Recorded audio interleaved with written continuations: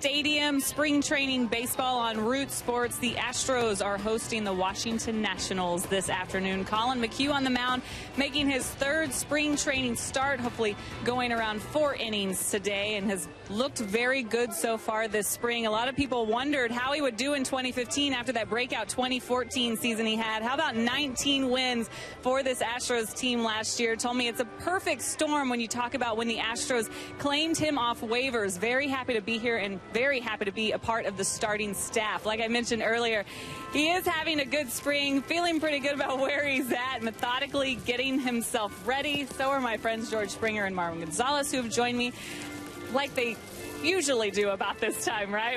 Colin McHugh, one of the things he is working on is getting that changeup going this spring training.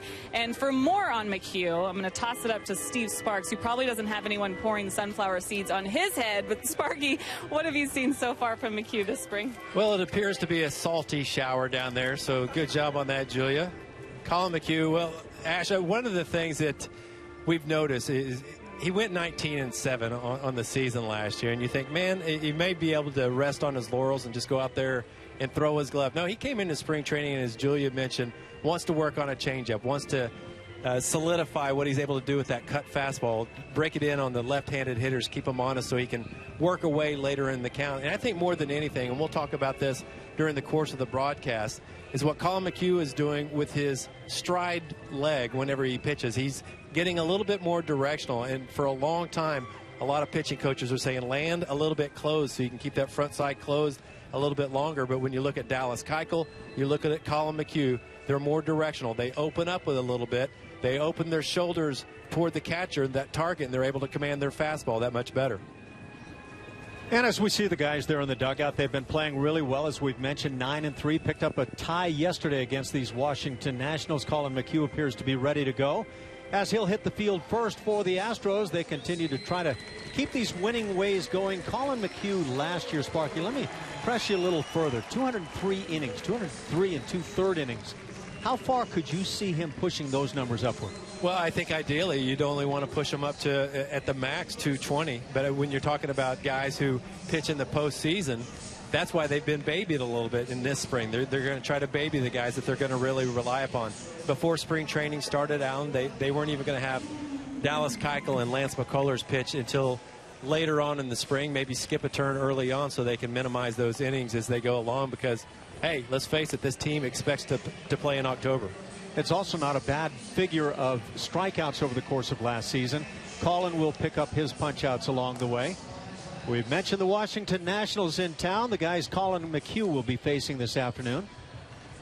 And we'll take a look at that lineup for the Washington Nationals now of Dusty Baker, Danny Espinosa at shortstop. At first base, Daniel Murphy. Big acquisition in the offseason for Washington. Jason Worth is the DH. In center field, Michael Taylor. Right fielder is Matt Dendecker. At third base, Stephen Drew. And then the bottom three in the order have second baseman Scott Sizemore. He's been playing well on the spring. Pedro Severino will do the catching. And Tony Campana is in left field. And with Colin McHugh, you're going to get the fastball, that four-seamer. And he totally changed a couple of years ago. He was mostly a two-seam fastball guy. Now, predominantly with the four-seam, he has a cutter and a slider. That's unique. Also, that good changeup, and the weapon, the one he gets most of those strikeouts, Ash, is that good 12-6 curveball.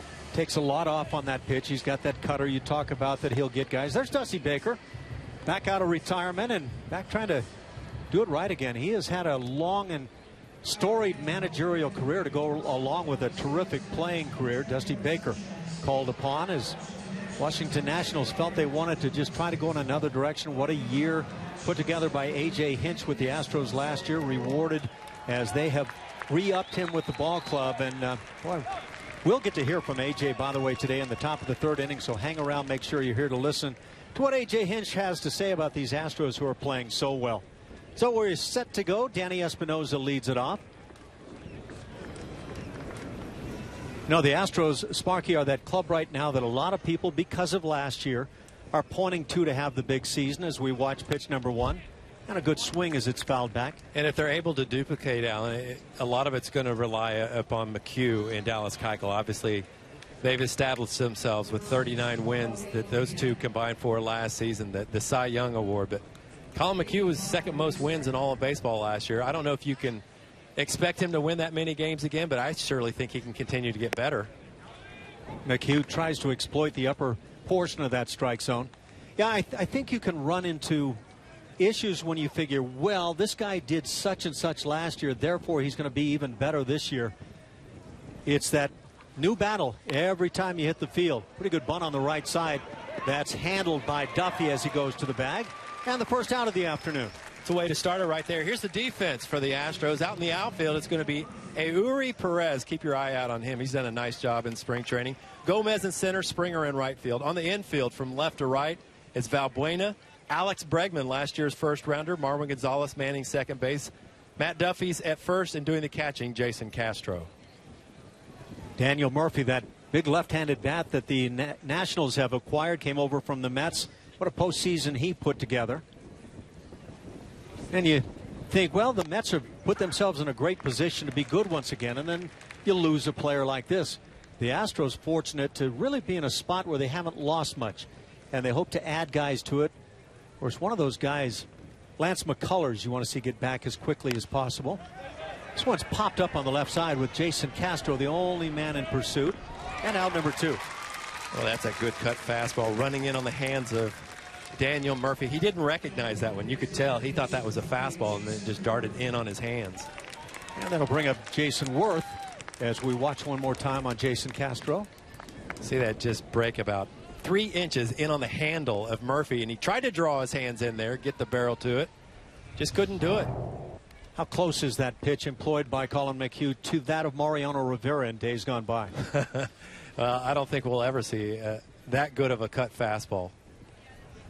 Well, Jason Worth, you saw some of the numbers from last year. He had quite a drop-off season, and no doubt that was a big factor in the Nationals not winning their division. The Mets, of course, went on to the World Series. But a lot of people a year ago thought the Nationals were the team to beat. Finished 7 games behind the Mets last year. It was a race, and I think a lot of these guys, I think Worth being the vocal leader in the clubhouse, that hurt him missing so many games. Look at that, 88 games last season. And, of course, those downtrodden numbers that he had last season, too. Ian Desmond underperformed at shortstop. Of course, Bryce Harper was the MVP of the league. The curveball that Sparky talked about for the strikeout is a strikeout weapon, a 1-2-3 first inning as Colin McHugh breezes through. We're scoreless after a half.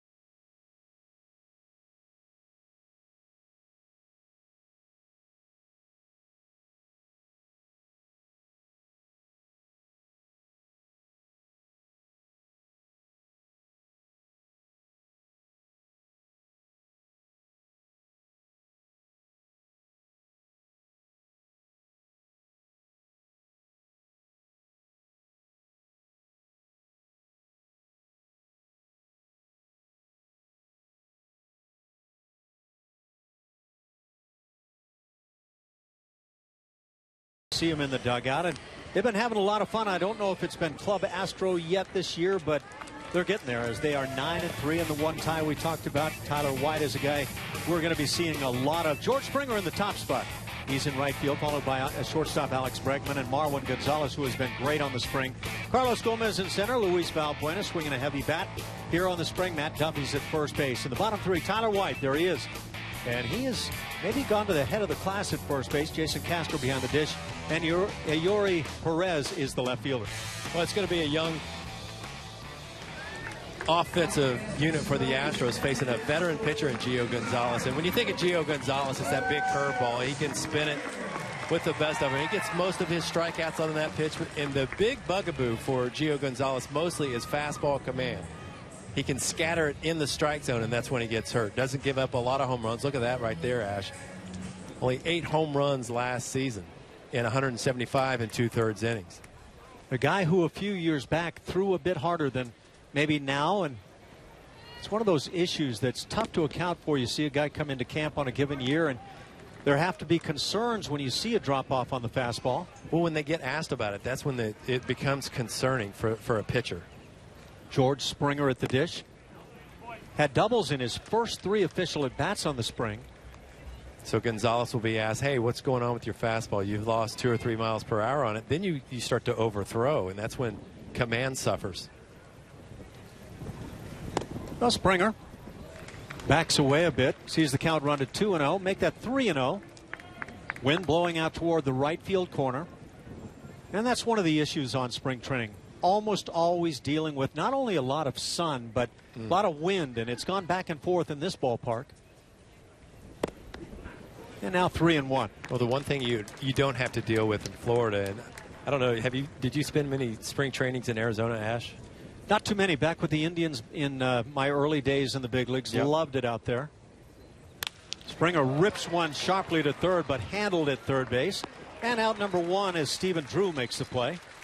Well, here's the defense for the Washington Nationals. Tony Campana out there in left field. Michael Taylor, the rookie sensation last year for this team. He's in center with Matt Dendecker in right field. On the infield, Stephen Drew, Espinosa at second base, Scott Sizemore, Daniel Murphy playing first base. That's interesting. And Pedro Severino doing the catching. I'll bring up Alex Bregman. Sparky talked about Bregman being the #1 pick in the draft last year. And to come to spring training this year, and put on the kind of show that he's put on defensively, and to handle himself the way he has, he's been very impressive, very mature. 10 official at bats, 6 strikeouts for Bregman. Coming from that great organization at LSU, the way they've been able to produce major leaguers, you wouldn't really expect a whole lot less. Pops one up on the right side, foul territory. Murphy at first base, plenty of room, will make the play, and that's 2 outs in the first inning. And it brings up Marwin Gonzalez, who has been so impressive to go along with a great season last year. Marwin is batting third here today. Well, there's not many more indispensable players on this Astros team, really, when you think about all the positions he can play, the way he can spell guys from time to time, keep them better when they're able to get rest, but not only just to give a guy a break, but to play at a very elite level whenever he gets in there, not only defensively but offensively too. So here you go. Marwin Gonzalez is allegedly, as you see the 375 mark, 3 dingers on the spring, he is allegedly that utility player for the Astros, and so valuable. But he plays so well that he gets inserted in a regular basis at the positions. And let's assume he plays first base on a given day. Who then is your utility player? And therein lies some of the issues, I think, for A.J. Hinch and the staff to be able to come up with answers for. Well, when you're talking about the first base battle, you're thinking of John Singleton, of course.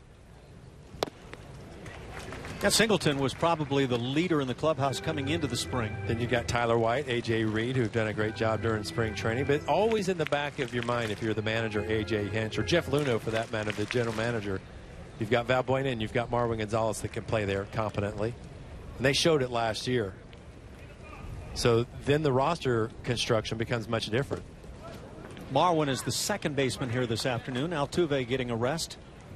And I think if that's the way it goes, Alan, I think that means that Matt Duffy would have a better chance to make this team because he can play third and first. I think you're dead on there. I think Duffy is the likely guy that can do the most of the other guys in camp, at least that have enough experience to mean something right now. I do too, yep. Waiting on deck, Carlos Gomez. And I think A.J. Hinch is just kind of keeping the lineup the way it normally will be with that 3 spot. Here it's Marwin today. Carlos Gomez likely in the 4 spot. But you mentioned those first basemen that have to be on the mind of A.J. Hinch and the staff. He said that's going to be the last decision. Yeah. It's going to come down to the wire and see if somebody can separate themselves. Well, he kind of joked about that a little bit. I don't know exactly what he has in his head right now. But first base and maybe who's the closer as the strikeout is recorded. A 1-2-3 inning, just like Colin McHugh for Gio Gonzalez. Scoreless after 1. How fast is it?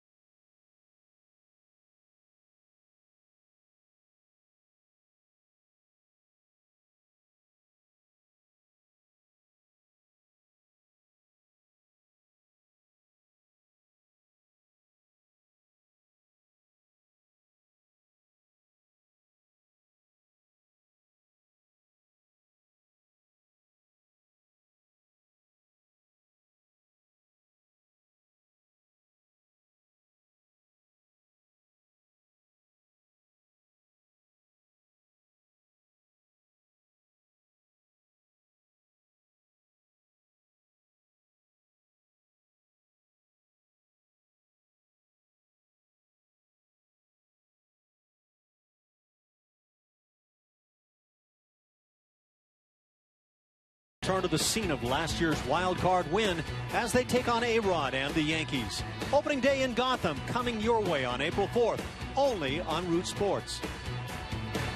Michael looks like a superhero right there, doesn't he? Look at those eyes. That's Gotham-like. You know, that's the focus that we saw not only last year from Dallas, but the year before. And over the last 2 seasons, he has established himself as, I think, a guy that you can truly count on. Not just that one-year flash and you wonder what he's going to bring this year. He's not satisfied. He never will be. He's just such a good competitor, very intense. And not just when he's in the game. It's his workouts, it's his bullpen sessions, all of it. So Colin McHugh set to work the second inning. Needed just 8 pitches in the first. 7 of those were strikes as he picked up 1 strikeout and spots this heater perfectly. Michael Taylor, the hitter. He'll be followed by Matt Dendecker and Stephen Drew. No Bryce Harper on hand here this afternoon. A guy who was the National League MVP a year ago. Chopper over the head of McHugh. Tough play from Marwin, but he makes it. Not in time, however. Speed down the line from Michael Taylor and a leadoff single. Against the shift, a cue ball off the end of the bat of Michael Taylor is a good cutter that time from Colin McHugh. Had the hitter out front, but that weak contact enabled him to get down the line. Pretty well spotted with that little chopper over the mound. Yeah, sometimes it's more about where you place it, isn't it? Now, Marwin made a nice play, and he's done so all spring everywhere that he's been. He has swung a great bat.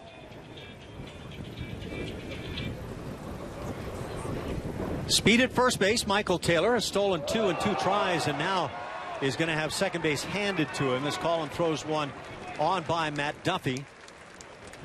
How much of a learning curve is it for a pitcher to work with a left-handed first baseman on a given day and then have a right-hander over there the next time he works? Well, you just basically know when you're a pitcher and you're set up there, you know he's right behind your back. So you're just probably just trying to spin around, and you're not able to pick up that target perfectly the way you'd like to because you're trying to get it there quick. So more than anything, he just yanked it. So Colin charged with the error. Brings that curveball for the strike. So he gets ahead of Matt Dendecker. You do get that left-handed first baseman there, though. And you know if you put a good one there and you're trying to keep it knee-high or above, you don't want to handcuff him. But he can just drop that tag, and it's much quicker. Colin McHugh in his 3rd outing on the spring. Gets on the hands here as he shatters the bat and gets the out while moving to third base as Taylor.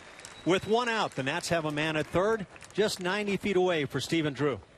Well, it was a productive at bat. Just hit it to the right side to get the runner to third base. Look at Duffy on this pickoff play. Keeps that wide base. He's ready. He's anticipating a throw every time. It just took him right over the runner. Couldn't reach and flag it down. Ideally, you'd like to at least get leather on it so you could keep the runner at first base, but it just didn't work out. Now, watching that play, it does make me consider again, when you've got the left-handed first baseman, glove on the right hand, does that give you more leeway as a pitcher? I think when you're throwing it wide, where he threw that there, I think if Duffy had been a lefty, I think he could have used that wingspan to glove it. Spring training a lot of times is utilized to work on things that you'll work on during the regular season. And the Astros do that right here. Infield drawn in with Drew at the plate. 131 games, hitting just .201 last year. There were numerous reasons why the Nationals were not as good as they could have been. I think ideally in a game like this, Ash, that Astros may not bring their infield in during the course of the season, but in a situation like this, they want to work on some things early on in the ball game. I think sometimes a manager might be feeling things out to see, might I try this? Might it work during the regular season under this particular scenario? Yeah. And I agree with you. Normally you wouldn't see it right here. Yeah, I agree. And I think this is the place to do it. And, of course, McHugh, he's looking for a ground ball. He's seeing what he can do to entice something on the ground to hold that runner at third base. Don't know if you just saw what A.J. did with his hands. He kind of rolled his right hand with the finger out, rolled it, and then pointed toward what for him was first base. And that is, if you get the slow ground ball, go to first base, get your out. If you get the sharply hit ground ball, see if that runner's coming toward the plate. You can see Craig Biggio sitting next to A.J. Hinch today. He's in camp with the Astros and imparting knowledge, and he's at the field all the time. He's in the clubhouse around the batting cages at Minute Maid Park, and the guys love him. Look at Altuve. He's a sponge. He knows where to sit. 2-2 the count. Well, that's well spotted, missing away. That'll fill it. Boy, he took a shot at that backwards K with the backdoor slider. Look at Castro. Barely moved his glove, and it just went around that outer edge. Almost got the call from Gary Cedarstrom. It would appear that Colin McHugh here, not only today, but in his previous 2 outings, quite sharp on the spring. Change to put him away. Second strikeout recorded by McHugh. A good one here with that man still 90 feet away. 2 outs for Scott Sizemore. Well, Julia alluded to this early on. Colin McHugh's been working on this changeup. Look at this. This guy's expecting a fastball. It looks just like it before it bottoms out. Way out ahead. That top hand falling off the bat. That's how out front he was. Great pitch. Mentioned the solid spring that Scott Sizemore's had this year for Washington. Leads their club in a couple of categories. Home runs with 3, RBIs with 6. McHugh working ahead in the count. That's first pitch strikes on 6 of the first 7 hitters. By the way, there was good reason for Colin McHugh to be concerned about the running game. The Nationals have been a big running team under Dusty Baker this year, stealing 21 bags in 22 attempts. Don't know if that's the club Washington figures to be over the course of the year. I think with Davey Lopes as their first base coach, and he's in charge of that base running, I think Davey Lopes has a big say in that, don't you? I would imagine. I'm sure he's a guy that, and of course Davey's not down there today. You see Jones down at first base, but Davey Lopes is a guy that can really teach the running game. Another strikeout, 2 in the inning, 3 on the afternoon now for Colin McHugh. As he gets through, there was a single and an error. They leave a man at third.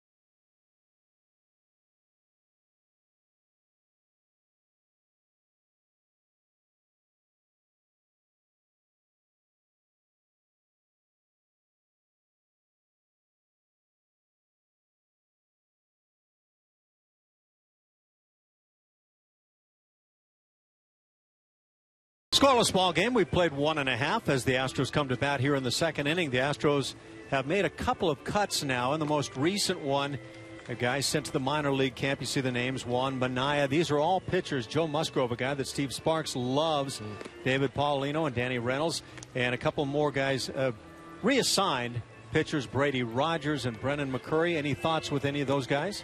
Well, when I look at them as a whole, I look at all those guys, and I think every single one of these guys can help this Astros this season. There's a lot to like in this group. David Paulino, big 6'7" right-hander, can really spin the baseball to go along with a mid-90s fastball. That's impressive. And Juan Minaya, from all reports, is the guy closest when you look at a lot of these guys as far as being able to throw 3 pitches for strikes. Yeah, that pipeline continues to be strong for the Astros. It's beautiful. Pretty amazing when you can have a first base position like the Astros have, and you're not looking at one guy to see what he can do over the spring. You're looking at a number of guys. Carlos Gomez leads it off, 4-hitter for Houston. Gio Gonzalez, left-hand pitcher, had a 1-2-3 first inning, striking out Marwin Gonzalez. And at this point, Colin McHugh already with 3 strikeouts. One thing I've noticed about Carlos Gomez this spring is his walk to strikeout total. He has 5 walks and 4 strikeouts. Gets a piece as he stays alive. And whenever you're talking about anybody at this point during spring training when they have more walks than strikeouts, they've got a pretty good idea of what they're trying to do at the plate. And that's what you want more than anything with Carlos, is just to go up there with a good plan. That's just in 6 games. That leads the team, by the way, 5 walks. That's the changeup that struck out Marwin in the first inning, rather.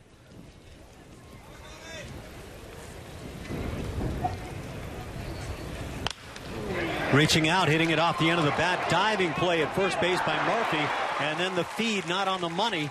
And Carlos Gomez is alive. Well, the first part of that play was fantastic. And it's interesting to me anyway that Daniel Murphy's playing first base. We saw Stephen Drew the other day playing first base. I think Dusty Baker wants to cover himself with Zimmerman out with plantar fasciitis. Not being able to play probably a full schedule this year. Wants to see what he has over there. That time Murphy, good play to his left as you would expect. With that backhanded flip, looked like Ashby in high school running the wishbone. You're talking about me going down the line there, I think. I think he got confused a little bit. Now you would think with Daniel Murphy, a second baseman by trade, that backhand play would be something he'd be pretty familiar with. It's a base hit for Carlos. Leading off here in the second inning, Luis Valbuena at the plate. We have seen on the spring Luis Valbuena not only launch a home run, but for me, along with those numbers, hang in there pretty well on left-hand pitching. And he did that last spring, if you remember, Alan. And he was able to spray the ball to left center field and even all the way to the left field line the other direction. Yeah, now that you say that, a lot of the work this spring that I've seen in batting practice has been the other way. Yeah. And that's been a point of emphasis with Dave Hudgens, the hitting coaches. He feels like as long as Luis can keep that front shoulder closed, that those home runs on those fastballs inside, he can just react to those and maintain his power.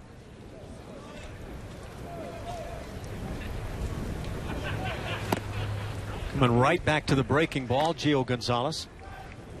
He hung in there well on that one. I'd like to see if a guy flinches on that breaking ball from a lefty. Keep that front shoulder closed. That means you're tracking the ball, not trying to go out there and get it. Valbuena, part of the group that struck out quite a bit last year, has struck out just 4 times on the spring. Make it 5 as that's out number 1 in the second inning. Well, showed a good two-seamer right down the middle of the plate where you have to make up your mind as a hitter. You know it's over the plate somewhere, and that ball just kept sinking downward, straight down actually. Matt Duffy comes to the plate. And he's a guy that I think sometimes gets overlooked as you talk about who's going to play at first base, who the backup guy in the infield might be. Matt Duffy had early home runs in the spring, 3 of them. So he's got plenty of power. He was the PCL Player of the Year last year, MVP, and has come into camp looking like he's fearless, regardless of where you put him defensively. Big reason why he was on the postseason roster in that wild card game against the Yankees. They love his at-bats. He handles himself very well. Mentioned the 3 home runs for Duffy on the spring, 4 extra base hits for all 4 of his hits. Has a double to go with the 3 dingers. Likes to extend the arms. Loves the ball out away from him. And he can drive it to that opposite field gap.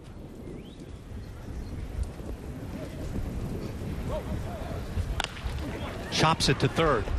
Couple of hops for Drew. He'll get the out at second base. And they have called it a double play. It is a double play, excuse me. I, for a moment, was looking for a little more than just the regular calls. So that'll do it for the Astros. We've played 2 scoreless from Florida.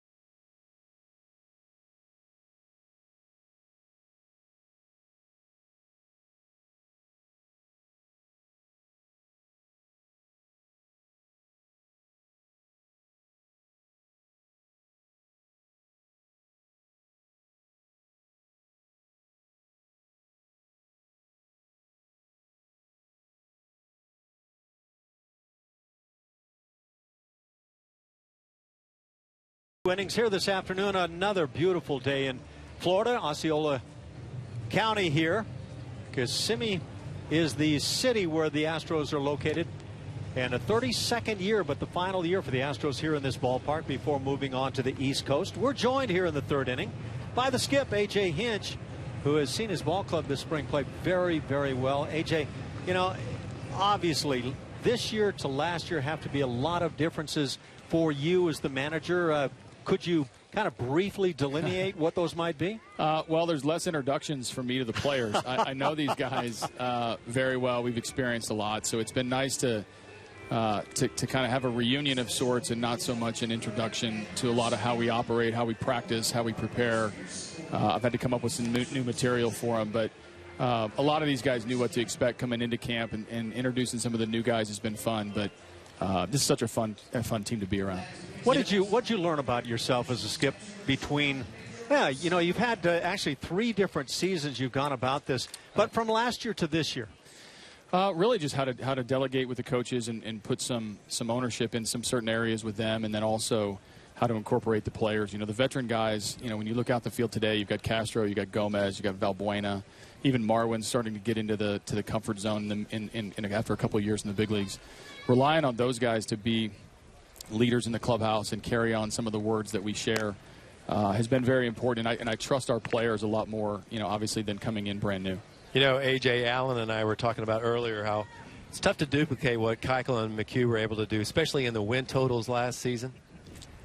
As that slider finds the outside corner with a cut fastball, being able to throw that in fastball counts. You see Keuchel and McHugh doing this, and they look sharp here in spring training. What do you expect from them? Obviously, the wins and losses are very subjective. Yeah, no, I want them to carry the workload a little bit. That's a base hit into left field to start the 3rd inning. That's Pedro Severino, the catcher, leading it off. And it'll bring up the 9-hitter Tony Campana, the left fielder. But as Colin McHugh gives up the hit, just the 2nd on the day now for the Nats. You know, I want these guys to carry the workload. You know, with Keuchel and McHugh both coming off of 19 and 20 wins, it's important for our guys to understand that, you know, what it took to put that type of season together. I mean, 20 and 19 wins often come from a successful team. We won a lot of games last year. The length of how they go deep into games, 200 innings apiece. Keuchel got up to almost the mid-200s. It's very important for that type of stability to maintain at the top of the rotation. I think as you look at a team like the Astros now set for 2016, and the ground ball shot through the left side by Tony Campana, who showed bunt momentarily. So back-to-back hits to get the inning started. Danny Espinosa, the leadoff man, will come to the plate. But where I was going with that, AJ, is this is a ball club that, in my estimation, probably doesn't need to be told a whole lot that you can't just anticipate that you're going to take a step forward as you move to 2016. But how do you go about making sure that they don't let anything slip on them? Well, the first thing I did during the first spring meeting was let them know we don't automatically get better because the calendar turns. And the good thing, one of the things I was curious about the most on a young position player group in specific is how they were going to come back to this season after having some success. You know, were they going to roll the balls out on the field and expect to be better, or were they really going to have a proper mindset? And for me, with the examples led by Altuve, by Castro, by Gomez, by some of the returning players, you know, the new players catch on right away that they know how to work and they know how to prepare for the season, and we're really built to win today's game. We put a lot of today's together. We have a chance to have a good season. Now, in order, you know, the spring is always going to be ebb and flow based on the length of your playing your guys, but I've been so proud of these guys playing clean baseball. Bunt again on the 3rd base side. Valbuena will go for 2nd base for the out. He'll get it there, the force play to retire Tony Campana. 1 out, runners at 1st and 3rd for Daniel Murphy. Hold on a second. Castro, Jay. So A.J. Hinch doing a little multitasking right here. He joins us, and he's able to make sure that these guys are in proper position. And A.J., when was it during the course of your career that you realized that you might want to manage, and if you were going to manage, you're going to have to learn what everybody on the entire field was going to be doing, especially on these bunt plays? Yeah, well, I think one of the things about being a catcher, it does allow you to have an impact in every aspect of the game. You know, we've dealt with pitchers our whole career. The offensive side of the game, the positioning of the defense, we're the only position that can see the entire field in its entirety. So I think that does prepare you to manage. Now, I didn't know I wanted to manage until I got asked to do it in Arizona.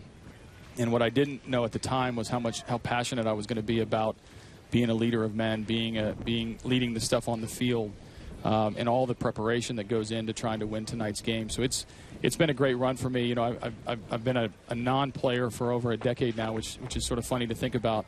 But I realize how special it is to be a part of this group. As you look at the defense right now, the shift is on. Double play scenario. How much in the way of modifications have you had to make, if any at all, to try to make sure you keep that double play in play for the club? Yeah, no, so the way we're positioned right now with Marwin all the way in the hole, we practice this play to where if there's a ground ball to Marwin, Bregman will get to second base and turn a double play. It's awkward.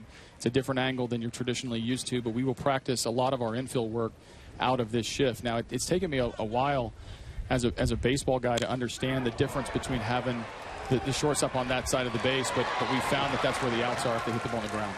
Ball hit to the gap, so that eliminates all the possibilities in the infield. It's extra bases. 2 runs will score, and the Nationals strike first. It's 2-0 Washington, still 1 out here in the 3rd inning. Well, caught a little bit more of the plate than I think Colin McHugh would have liked to on that slider. Right into the swing path of Murphy, and you mentioned it earlier, what a great postseason he had last year with the New York Mets. He's always been an offensive threat at the plate, and he doesn't miss mistakes very often. Looked like he got something off speed, able to drill it to the gap. Well, AJ, you're obviously a guy who is very well thought out in the game. Have you even come forward with some of the drills for spring training that maybe you didn't employ last year? Yeah, we try to keep it fun for the guys. You know, we've got 45 days down here, so if you do the same thing over and over again, you will get insane by trying to do it over and over. So you keep things fresh a little bit. The interesting part of our defense is really good. We were able to conduct or get outs for the most part when the ball's hit on the ground, but we've got to practice in sort of these funky areas. Like you look where Duffy is right now; he's completely off the base. He's used to that by now. You've got Marwin up the middle. You've got Bregman in the hole. I mean, we're trying to find where the outs are, and we've got to play in a position and practice in a position that's maybe untraditional to the eye, but it's very, very customary for us. We do it in the minor leagues. We do it in the major leagues. By the time that guys get up here, Bregman is going to understand that straight-up shortstop nowadays is a little bit more to the hole as opposed to maybe up the middle where when you run out when you're 7 years old, you're the shortstop and they tell you where to run. It's a little bit different in the big leagues. I want to ask you before you get away with this inning ending. I think a lot of the fans have been interested in what is going to take place with the back part of the rotation and first base. Your responses on those?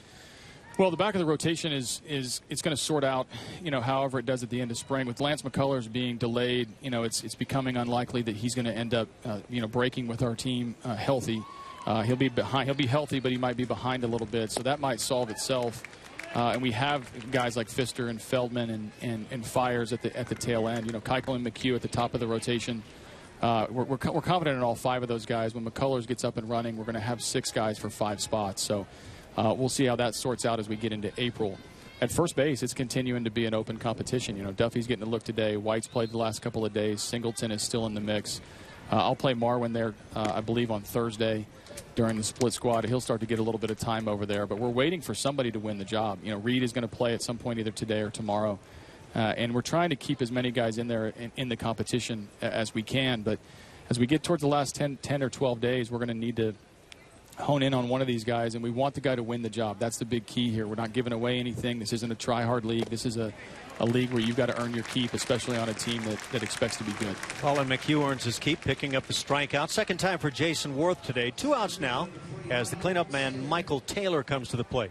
Hey, AJ, when you talk about clean baseball, and that's what everybody's talked about, what the Astros have been able to do early on, it seems like it started with the pitching. They've stayed ahead in the count. They've induced a lot of weak contact because they're throwing strikes and they're keeping everybody on their toes.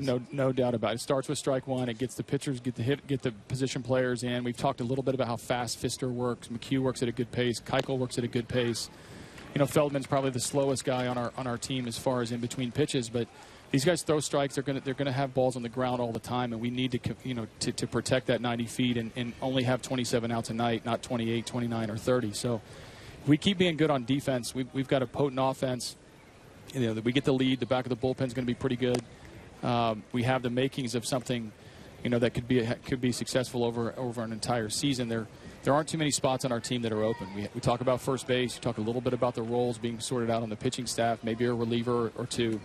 But it's nice to have a spring where you're preparing for the season as opposed to having open tryouts at 4 or 5 different spots. Hey, AJ, it's easy when you've had a lot of positives to talk about. Let's talk about one negative, like the one of your utility guy, Marwin Gonzalez, who's forcing his way into the lineup, it would seem, every day. How do you deal with Marwin when he continues to play such good baseball? Well, I play him when he's hot. That's not the hardest question. When he gets hot, you start playing him. But he's like a Swiss Army knife for me. You know, I play him whenever we have a need somewhere, and that will allow me to keep the middle of our infield fresh. Louis, I can play or not play against left-handed pitching. He's going to factor in at first base. I haven't forgotten about him there. So I joked with him that one position that he hasn't played, or 2 positions in the big leagues he hasn't played, are center field and catcher. So I think center field's more likely than catcher, but we'll see how it sorts itself out. Well, sorting itself out right here is a double, again producing a run in the inning. Taylor with this 2-bagger. You guys realize this is my first in-game interview with Steve Sparks, and now we're down 3-0. Man, have you noticed that? We are keenly aware, AJ. I'm sorry, I missed that last one. Right. This reminds me of like a hanging knuckleball back in 2003. It's 3-0 the other team. The one that you called? Right, the one that I called. Ooh. Hey, talk about the team chemistry, and everybody talks about how well these guys get along. Sure. And obviously a lot of that has to do with the team got off to a great start last year, and they exceeded expectations. How do you make sure that these guys remain a cohesive unit even through adversity? Well, winning helps, and it certainly starts there, but it also comes in a reliability and accountability to each other. And a lot of teams say that, and we try to live it. And with the continuity that we've had on our team, the returning position players where there's only going to be 1 or 2 new guys, it's much easier to have that type of mindset and that type of behavior. You know, the players police themselves in the clubhouse. My job is to set the culture and the mood and keep the guys going.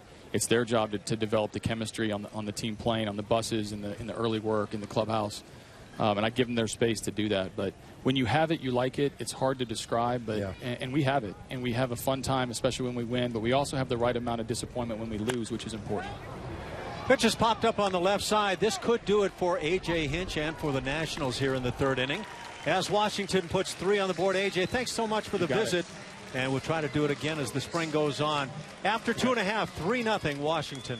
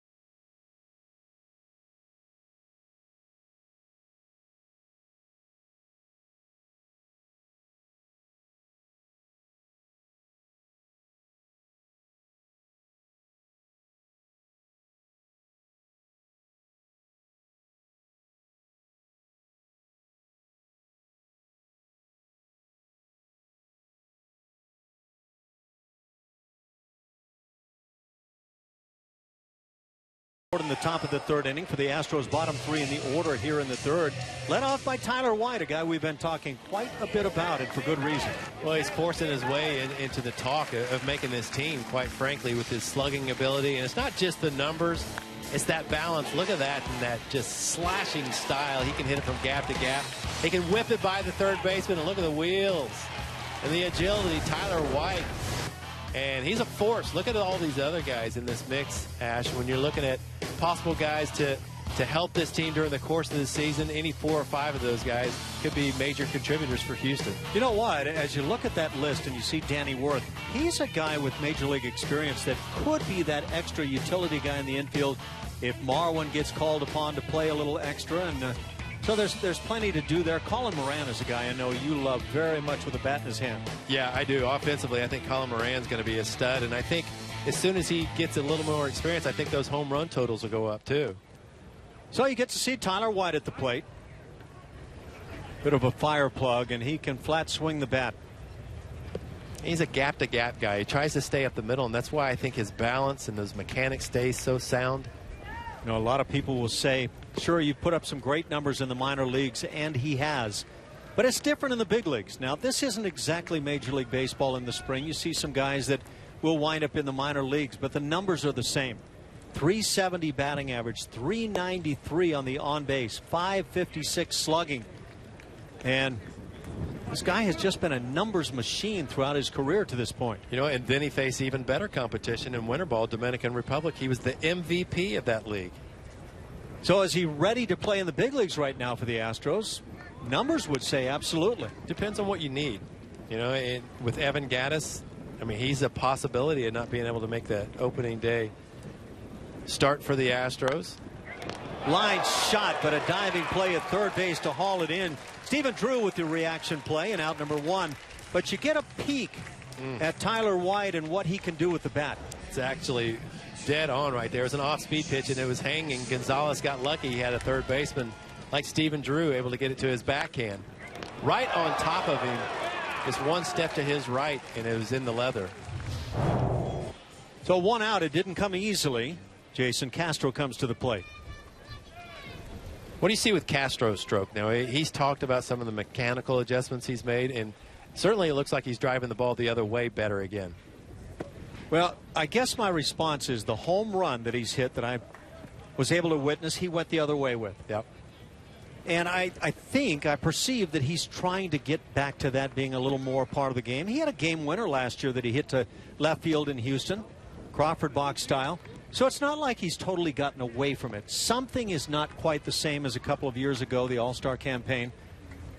Well, a couple of years ago, he was driving the ball that other direction so much better. He was imparting a lot of side spin on those balls last year, I thought.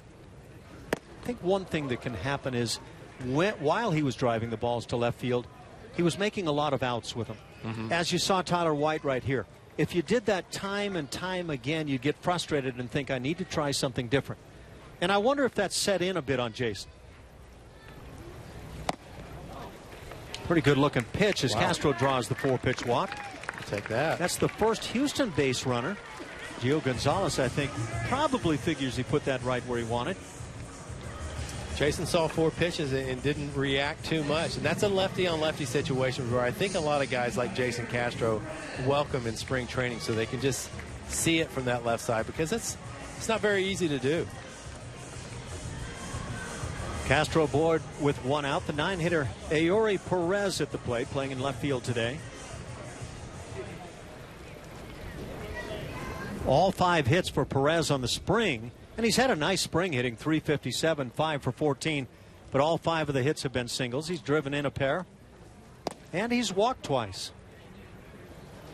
I really didn't know what to expect from Eury Perez coming into spring training, but when you watch him defensively, the jumps, the speed, the agility, and the routes, all that stuff defensively, he's way above average. And then you throw on top of that a really good, strong throwing arm. We mentioned he's played in the big leagues. Came up with Washington in 2012. Played there for a couple of seasons, parts. In 2014, he was a member of the Yankees for 4 games. And then last year with Atlanta, 47 games played and hit .269. So he's done a respectable job. Ball stays right in front, and Castro can't move up.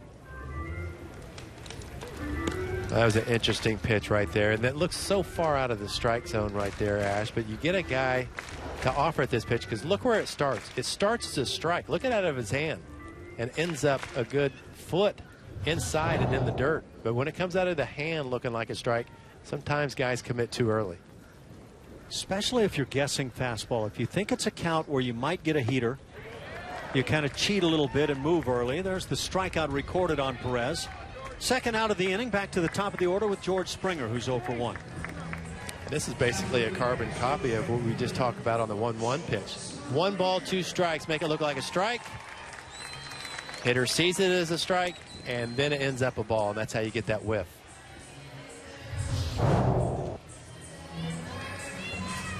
Gio Gonzalez.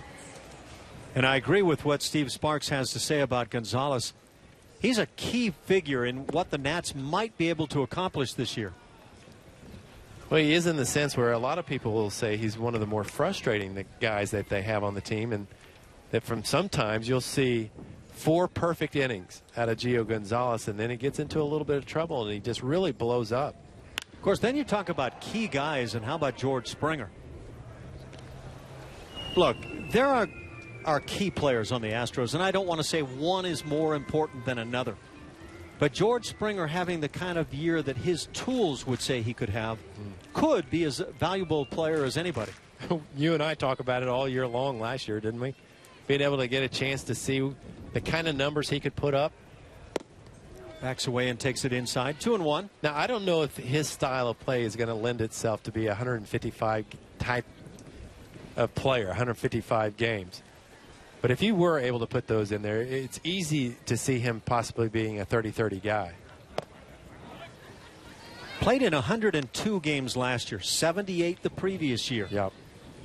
We've seen the great defensive play, diving catches, going up against walls. There's nothing he can't go after and get.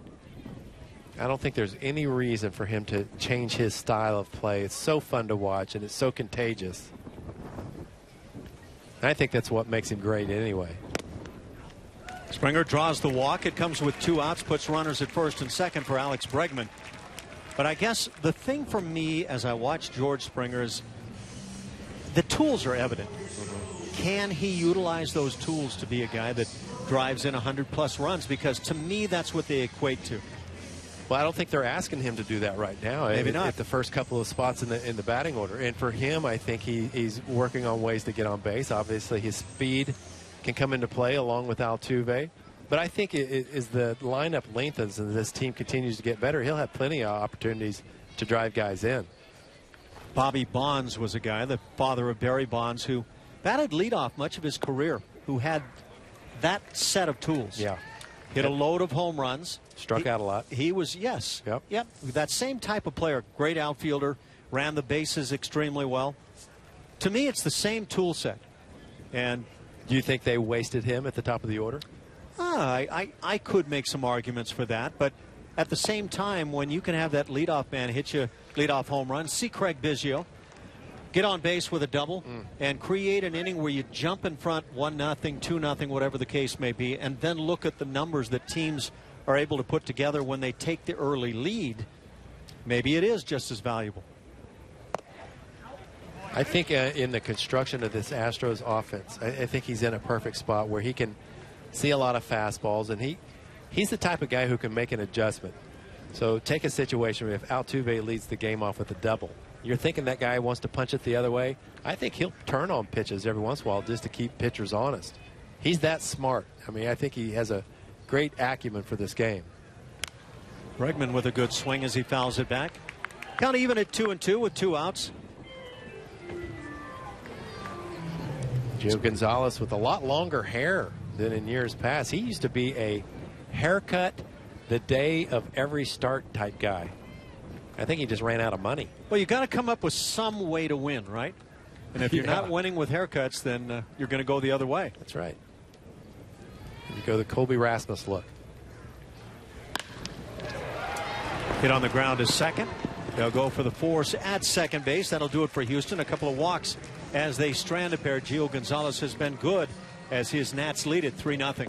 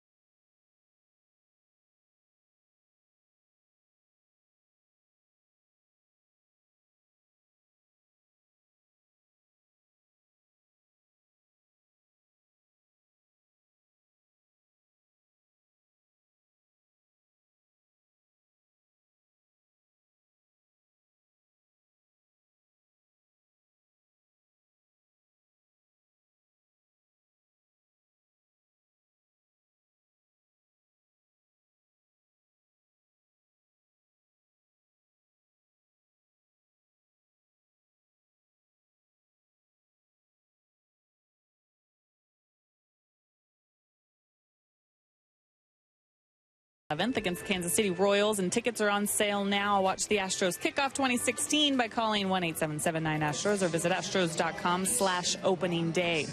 Some tough news concerning Max Stassi coming out today. General Manager Jeff Luhnow announced that he underwent surgery to repair the hamate fracture of his left wrist, out approximately 6 weeks. Tough for him as he was vying for that backup catcher role, guys. And I toss this up to you with just the importance of that role.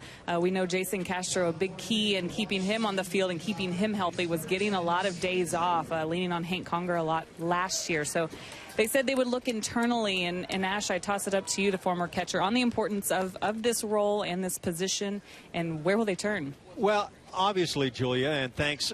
It's going to be a tough one to overcome right now. I would think early on in the season, of course, you want to be able to win. The Astros picked up most of the ground they picked up last year early on in the season, and Jason Castro could run out there and play every day, but where I think the Astros are fortunate is that they do have some guys coming up through the minor league system that would appear to be very close to knock on the door.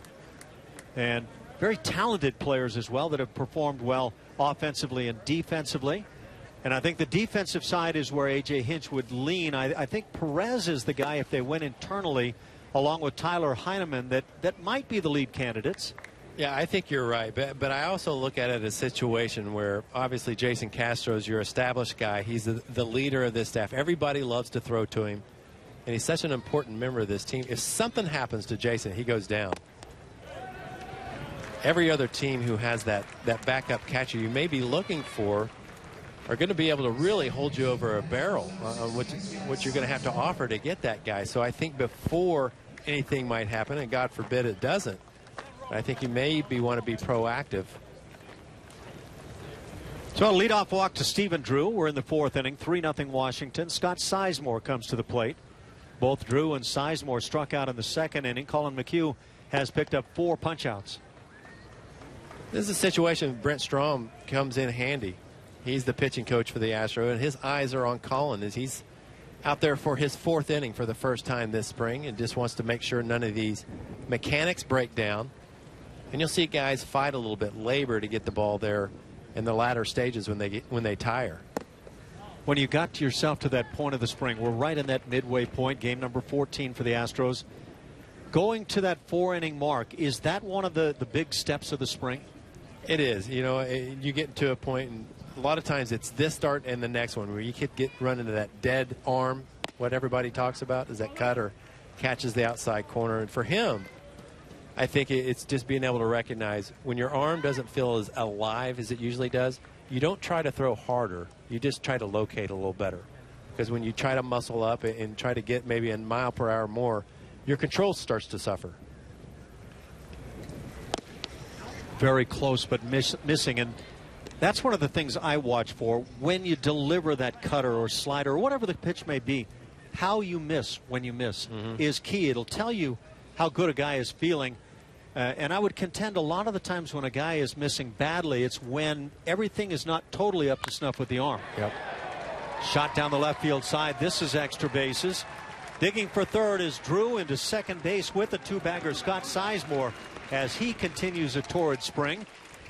First 2 hitters reach for the Nationals. Nobody out for Pedro Severino. Good looking swing by Sizemore. Got in a favorable hitting count and got the fastball low and in.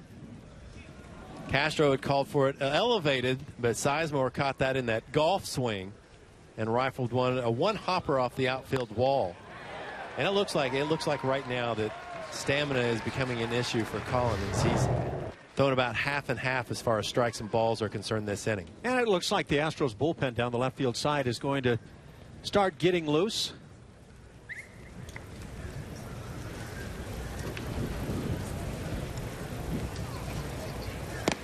Yet to see who it is to get up.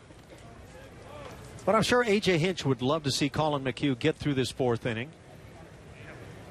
Yeah, there's nothing wrong with situations like this before the season starts to get guys in situations where they have to work out of an inning. Looks like it's going to be Tony Sipp, first guy up in the pen. And AJ always tries to find a spot for Tony to come in against a lefty. So that'll be where he'll be utilized during the season, obviously. Tony Sipp, such a valuable part of that bullpen the last 2 seasons. Now, Colin has suddenly started missing on a regular basis now here in the 4th inning. Of the first 11 pitches, 9 were balls. And he misses again. 3-0 the count. Waiting on deck, the 9-hitter, Tony Campana.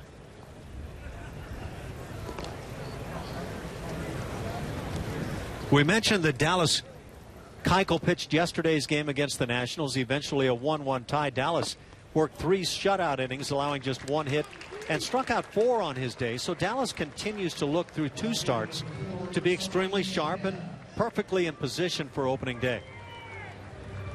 This walk will load him up, and now the 9-hitter Campana at the plate.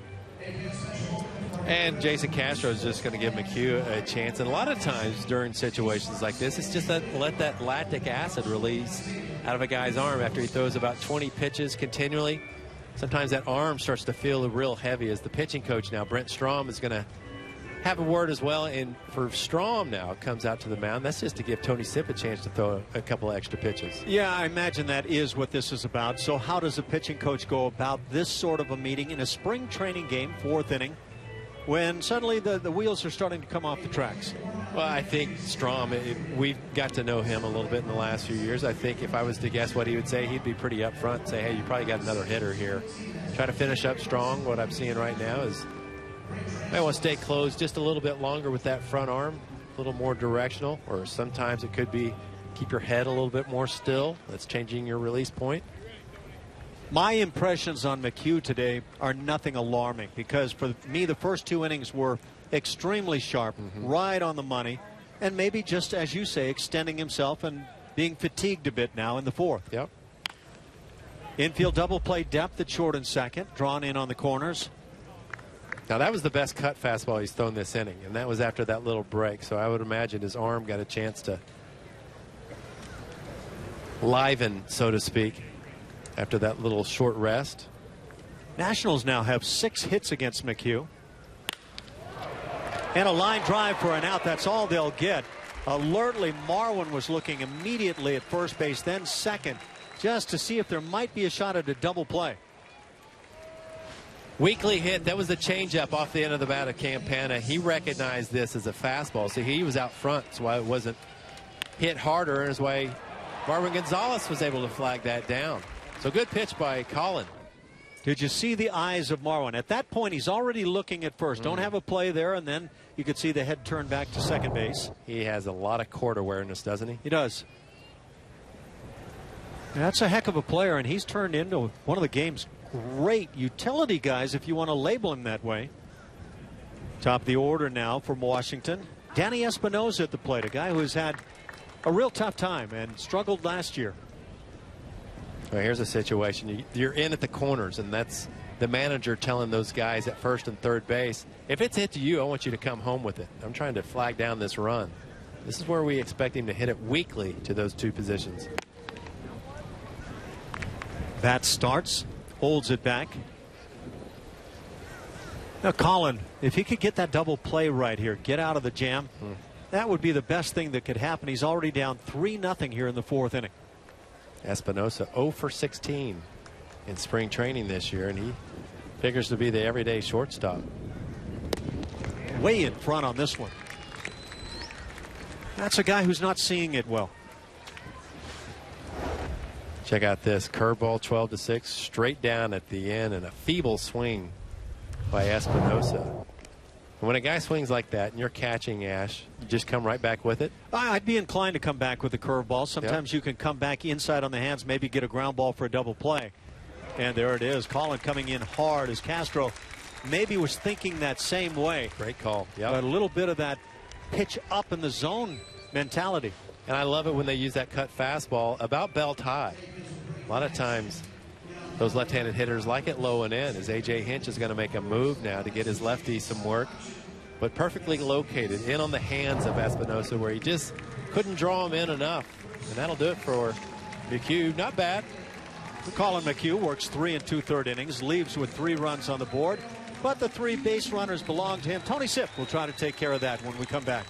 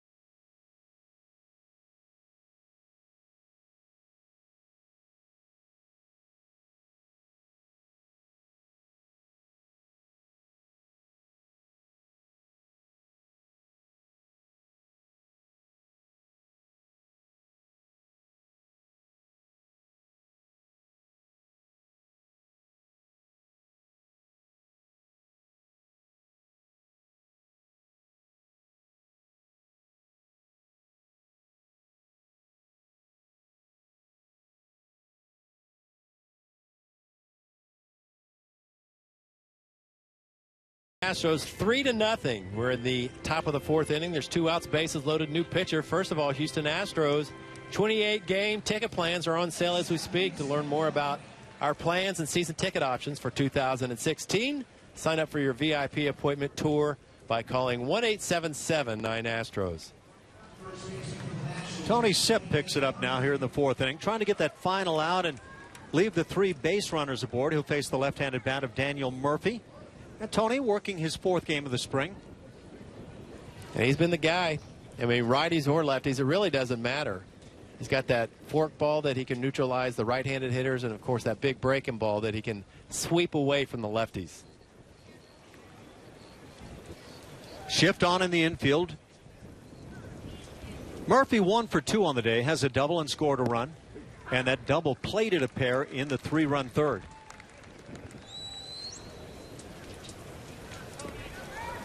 It's a good test for Tony Sipp right here. When we were talking in between the innings, Ash, one of the reasons you want to take McHugh out after that punch out, leave him with a good feeling before they take it to the clubhouse. Off speed for the strike called. 0-2 the count. Expand on that a little bit. Well, he had a rough last inning in 2/3, but he had bases loaded, nobody out. He gets that weak line drive to second base. He strikes out Danny Espinosa on a really good pitch. Have him feel good about himself going into that next start. Maybe build on something that he learned that last couple of batters. Those 2 walks you saw from Colin today, the first 2 of the spring, issued by McHugh. Well, Murphy gets just a piece to stay alive. But again, I thought in watching Colin today, in the innings where you would be hoping, I want to see him come out here and be sharp, I thought he was sharp. I do too. I think you're right on point where you say there's nothing alarming about anything he did today at all. Do some really good change-ups, and I think that's one of the things he's been working on. He's got a strikeout, some swing and misses on that pitch. I think that looked fantastic. Daniel Murphy turned into that home run machine in the postseason for the Mets last year. Able to lay off the slider. It's 1-2. That's a great spot on 0-2. Certainly don't want to leave anything out over the plate with this quality of a hitter. A guy that's already seen his breaking ball and has sized it up. So now he just wants to move it around. See him work that fork ball into his grip before he even sticks it in his glove.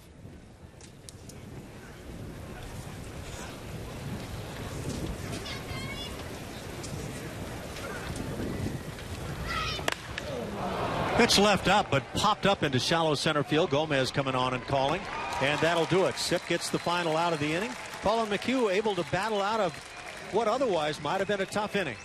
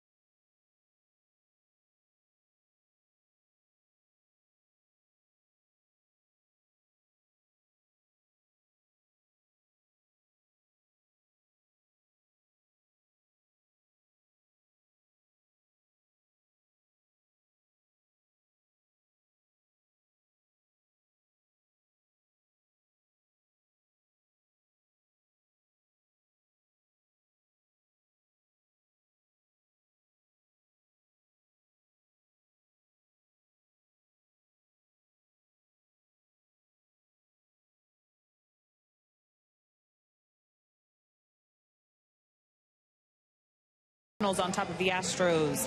Astros mini plans are on sale now. Pick games and great seat locations with a 15-game flex plan, or choose the best giveaways with a 10-game award series package. Call 1-877-9-ASTROS or visit astros.com/mini plans to get yours today. Did you guys see that intense hot dog race just now? I saw the hot dog running backwards and taunting the other 2, and I think that's foul play. I'm going to get in there tomorrow. You're going to put the costume on? Oh my gosh, you think you're sweating today? I know. Yeah, Colin McHugh has his work today. Upcoming broadcasts right here on Root Sports for the Houston Astros. Tomorrow it's the Detroit Tigers. They're right down the road. They'll be here in Kissimmee. And then the Blue Jays come in, part of a split squad for the Astros on Thursday. And then that final spring game from Florida this year will be the Toronto Blue Jays coming in March 22nd. And so, been a good spring with coverage right here on Root Sports. Yeah, expanded coverage. You guys have done a few more this spring. And I think with the popularity of this team and the postseason experience that this team flashed, I think the excitement for all of Houston and the viewing area has become evident. We saw it on the Fan Fest, the caravans. It's an exciting time to be an Astros fan. Colin McHugh providing some autographs. Bottom of the fourth, Marwin Gonzalez leads it off. He's the 3-hitter and takes a strike. Marwin struck out to end the first inning. Fooled on a changeup. 3 strikeouts to this point, picked up by Gio Gonzalez. Just a terrific spring for Marwin. Of course, I joked around with A.J. Hinch, the skip, about the troubles with Marwin Gonzalez being so good that you're inclined to want to play him daily.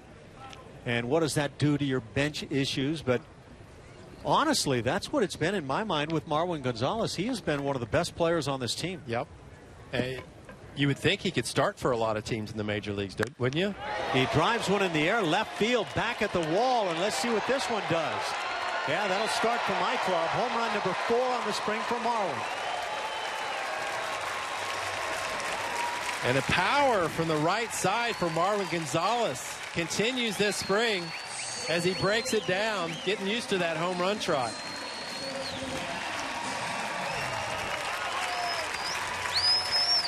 Well, there's your Astros leader in home runs on the spring.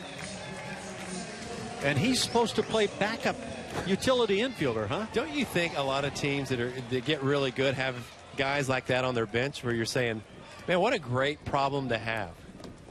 When you see that, as Carlos Gomez is at the plate, generally a change in team philosophy takes place. A guy starts playing every day at somebody else's position and then maybe gets a day or two off during the week, and guys get more rest, and hopefully in the end that means everybody's a little bit stronger. I just think back to a few years ago when it was an open tryout camp for everybody in this Astros organization, even at the big league level. Waving through it, Gomez down on strikes. Carlos had a base hit his first at bat in the ball game. Well, now another peek at the long ball. Yeah, hands a little higher from the right side, but look how short he is to that baseball. Obviously missed location by Gonzalez. And what does a big league hitter do on mistakes? He launches them over the wall. He gives your team a tally. Not much of a chance for Campana as he ran out of room, and Marwin continues to swing that hot bat. Luis Valbuena drives one to right field. This is back at the wall, and right off the very top of the wall, kicks back into play. Valbuena has a 2-bagger with a slide. Not sure why he chose to slide into second base other than it looks really cool. What a dirty those pants. Show everybody he's been working hard. Pretty close call out there at first base. I believe that's Paul Nart, the first base umpire. Didn't really move from his position. Just took a look at that ball as it bounced off the top of the wall apparently and stayed in the ballpark. But a great swing by Valbuena nonetheless. And there you go. Just into the bag at second safely with the slide on for Luis Valbuena. His third double. He has a home run. He's had a productive spring. And as we saw Colin McHugh, it looks like some mislocations by Gio Gonzalez here in the 4th inning. Yeah, just getting, I guess, to that point of the game. You could speak much better to it, but you start to get a little tired. Ball stays up through the plate. I got tired in the first. I'll bet some catchers that worked with you got tired in the first, too. That's where the term tired to act came in. Pat Neshek warms up in the bullpen for the Astros. It doesn't take many throws to get loose down there on a day like this. Warmest day in Florida so far this year. 1 out on the strikeout of Gomez. A run in on the home run by Marwin. A double by Valbuena. He's at second base. That's 3 Houston hits on the day. The Nats have 6. Matt Duffy at the plate. Grounded into a 5-4-3 to end the 2nd inning. Right on the hands of Duffy. See A.J. Hinch talking with Craig Biggio in the folding chairs right by the on-deck circle. You can just imagine what kind of information is imparted when you get a chance to talk to a guy that's been through so many things and get that almost that arbitrary set of eyes out there where A.J. can probably get tunnel vision from time to time. And when you get guys like Craig Allen, I think it's probably very refreshing. Very close, taken for a ball. So Duffy stays alive. It's now filled 3-2. And Tyler White waits on deck. Yeah, you know, not a lot of rocket science going on in spring training, but sometimes you want to know from a guy like Craig Biggio. Hey, what do you see? Heart of the spring. What are you seeing on this guy? When might this guy want to take a blow legitimately? And inside, Duffy coaxes the walk. So that'll put runners at first and second for Tyler White, who smoked one to third base. A diving play at third to retire him in his first bat. That by Stephen Drew. So the Astros have had Jeff Bagwell in camp. Nolan Ryan will be here next week. Enos Cabell in camp now, along with Biggio. And I think that's exactly why those guys come in. They'll sit in on the meetings and kind of carry out some of the things that they've heard in some of these front office meetings out onto the field just to see if they see the same thing they've heard. It's a good balancing act. So middle of the month, Gio Gonzalez trying to work a fifth inning here. I guess that would be right on pace for the leaders around Major League Baseball. Oh, excuse me, it is the fourth inning. Well, he's got his hands full right here with Tyler White. You mentioned that line drive to third base last time. I think he can sense when a pitcher is struggling as well as anybody that you could imagine coming up from the minor leagues. White listed at 5'11", 225. Able to lay off. That's what's so impressive about all these young guys that come up to Astros spring training is we see so much maturity offensively. You see guys swing at pitches they can drive. They have an idea. And I think Jeff Albert, the minor league hitting coordinator, should get a lot of credit for that, and all those good hitting coaches they have. And now 3-0. I think about how invaluable Dan Radisson would be in Double-A as the Corpus Christi Hooks hitting coach. Nationals get a right-hander loose in their bullpen.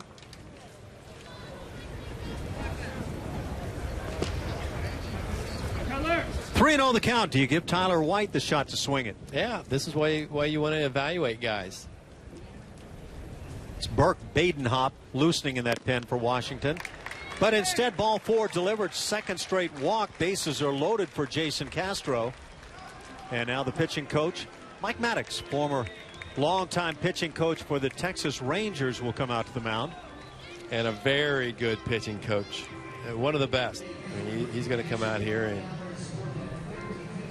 be able to strike a sense of calm in his pitcher. You see a lot of pitching coaches see the hand over the shoulder to engage a guy just to make sure that, hey, you can trust me. I've got your back. I'm behind you. That's what a lot of good coaches, whether it's hitting coaches or pitching coaches, do, is they encourage. They let you know that they're behind you 100%, and they give you a lot of confidence when they come out there. Can it be more about that, what you point out, as opposed to mechanics? Here's what I'm seeing you doing right now. Maybe every once in a while, and I think you have to pick and choose on who you talk to about mechanics when they're competing. And I think maybe a veteran guy you could probably talk to about a mechanic maybe or two.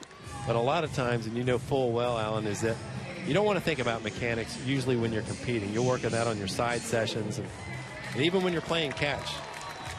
But once you get that out there, you're just hoping that it just all kind of translates and you can take it out there without thinking about it. Yeah, agreed. I wouldn't want anybody talking mechanics with me as a hitter or catcher or whatever during the course of the game. When we're practicing, working out, go ahead and bring it on.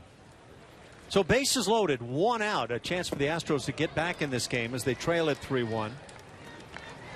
Well, how about that? First pitch changeup, lefty on lefty. Castro had no inkling that that's what would be coming. It's a good pitch. It's also a good idea for Castro to go to the plate looking for a fastball to drive right there and make something big happen. After the changeup, the slider is delivered away. The 9-hitter, Eury Perez, waits on deck.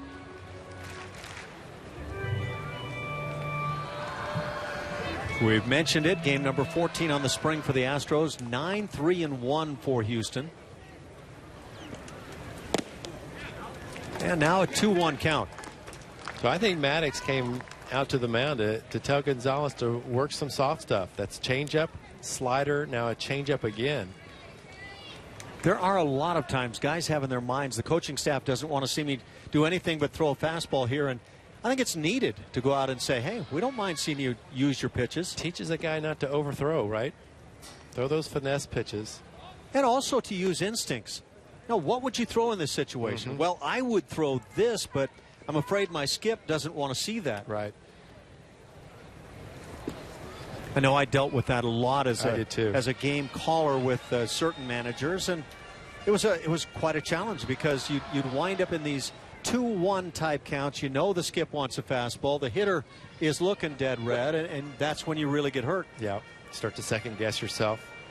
Tried to please other people, and it's uncanny how many times a baseball player and fans wouldn't realize it, how much doubt and insecurity there is in there. And sometimes you just need to go out there and just not think about anything. A line drive, and this is going to produce a double play. Nice play by Gonzalez, and he'll go 1-5 to get the double play as Luis Valbuena did what just about anybody would do, move toward the plate on that shot up the middle. Astros get a run on the home run, trail it 3-1. A fast.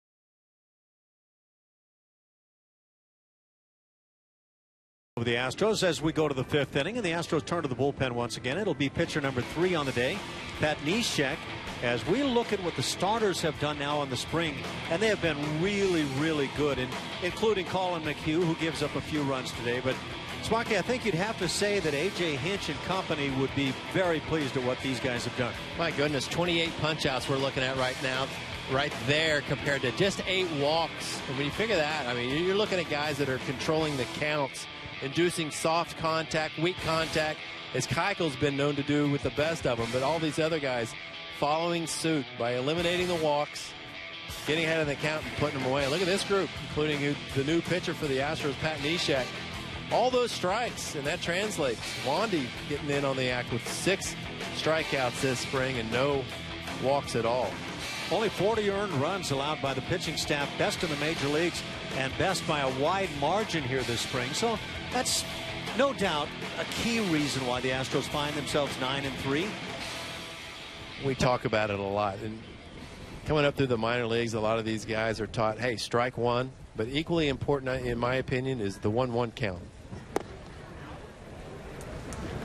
Any count can be awfully important. A lot of times it's right now the count that you're dealing with, and can you deliver something other than a fastball for a strike if you fall behind in the count? For me, that's an element of a really good pitcher. That's when you're talking about a major leaguer being able to throw more than one pitch for strikes in a fastball count.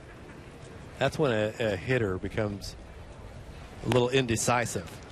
Jason Worth waves through one, leading it off here in the 5th inning. Worth the 3-hitter. He's followed by Michael Taylor and Matt Dendecker.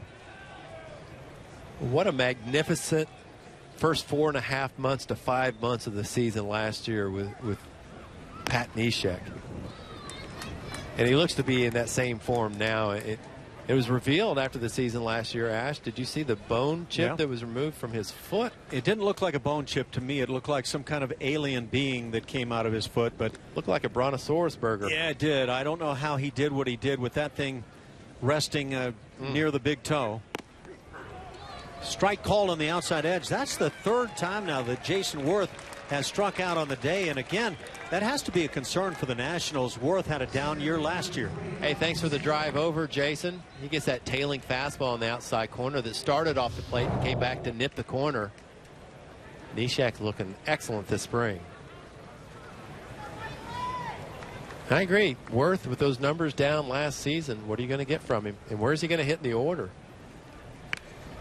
Bunt attempt popped foul down the first base side. And what kind of protection can he provide for some of their guys? You know, I mean, that becomes the case for some of these guys at these stages of their career. Who is the protector in that lineup for Bryce Harper? I do not know. I think ordinarily it would be Ryan Zimmerman, but he's not going to be able to play every day. And he's now a first baseman for the team. They're already talking about him getting a couple of days off each week. Ball and a strike. Michael Taylor has a couple of hits on the day. Neil Cott's warming in the Astros bullpen now, a lefty. One of those lefties vying for possibly a spot, maybe a second lefty in that bullpen. Tony Sipp is the #1 guy, left-hander, that's guaranteed a spot. And then it's kind of how it works out now at this point. If they even carry that extra pitcher, right? Yeah. So they're going to need a long man. Do you find yourself as a relief pitcher going through the spring, not knowing if you're going to make the team, looking at everybody else who goes out there and analyzing how they pitch and, Heck yeah. and how it impacts you? Absolutely. So does your wife. Yeah, that's true. It's just human nature. I mean, you want to know where you're going to be. Obviously, it's your career, it's your life. There's Kevin Chapman, one of the lefty.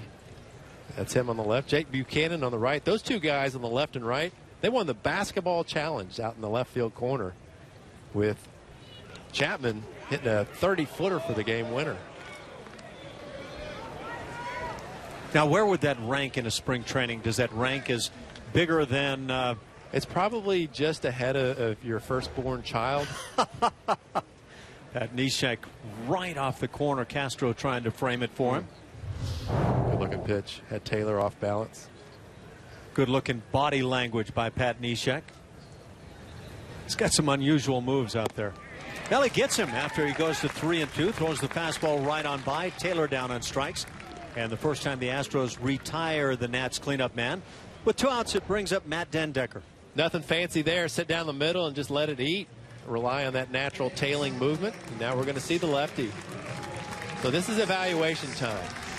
We talked about Neil Kotz, Kevin Chapman, Edward Cabrera. There's a few guys in here vying for that left-handed position out of the bullpen. So as the Astros go to the bullpen once again, pitcher number 4 will be back in just a moment.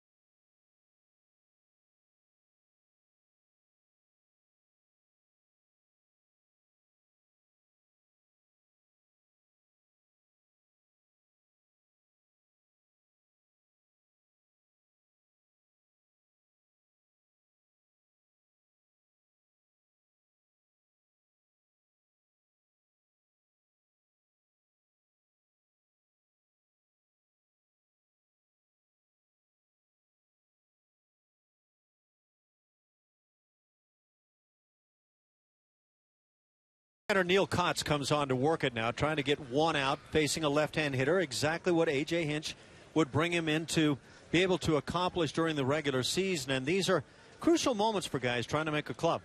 They are. And the key for it, especially Kotz knows this, get ahead in the count. Job becomes much easier. You get that first pitch strike, put the hitter on defense. And it's tough anyway for a lefty facing a lefty for the first time. Just seeing where that arm angle, where that release point is. Pat Neshek came in and struck out a pair to start this fifth inning.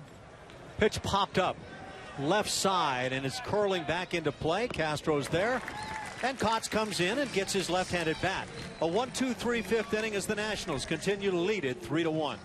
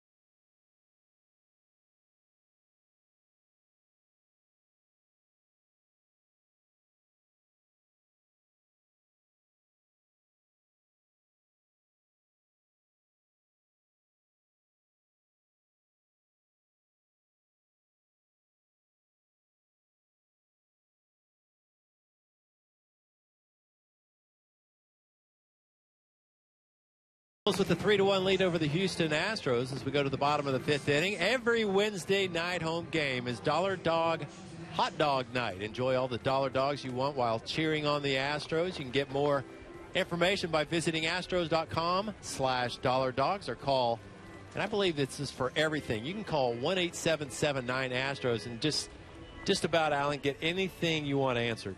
Steve Sparks bobblehead? Steve Sparks bobblehead. Call 1-877-9-ASTROS. Alan Ashby bobblehead, 1-877-9-ASTROS. Now that's the Steve Sparks bobblehead we're looking at, right? With the T-Rex arms. That was me going across the middle as a wide receiver. Just pull the arms in. Yeah. Protect myself. Look at those arms. That's not much extension right there. No, that's... He's going gator arms on that one, I think. Threw too many sliders. Burke Badenhop is the new right-hander. He'll work it in the fifth inning, 3-1 Nats. Yuri Perez will stand in and takes a strike. See a lot of natural movement on this fastball from the veteran right-hander. You don't see the catcher moving around a whole lot with a guy this much movement. It's the fourth of 5 meetings between the Astros and the Nationals on the spring. And it is not likely to shorten that kind of a schedule between the two clubs starting next year, as they'll both be in that new camp down on the East Coast. Ballpark of the Palm Beaches. And they are apparently working fast and furious to get that thing ready. Did you go see it the other day? I did not. We almost went that way. You? I have not seen it, no. I've just seen pictures on MLB.com, the Astros homepage, and being able to see the updates. And it looks like they're going to prioritize what they need to make sure that they get ready. But all accounts, everything's going to be all systems go when the Astros get to spring training next year. It's a leadoff walk. Perez will take it as he heads on down to first base. The Astros trying to get something going here in the fifth. Well, not the way you want to start with a 2-run lead. Badenhop comes in, trying to make this team. Rubs up a new baseball. Yeah, that's not the way you impress the skip or the pitching coach. The way it goes sometimes. What's most important is the next pitch, though, right? You can't think about what's just happened. It's always the one you're delivering. Chris Davinsky up in the bullpen for Houston. George Springer gets flat drilled with the first offering. He'll head on down to first base. So a walk and a hit batter, and the Astros have a little something going here in the fifth. It didn't feel too good. A lot of movement, as we said. Badenhop trying to just throw it down the middle, and it squirts out of his hand, and left elbow for Springer. As you could hear that through our headsets, even the hard contact. Springer is just a beast of a man, but even with that being the case, he's going to be done with his day's work. Preston Tucker will take over as the pinch runner. That is one strong young man right there. Talking about Tucker or Springer? George Springer, Preston Tucker not far behind in that regard.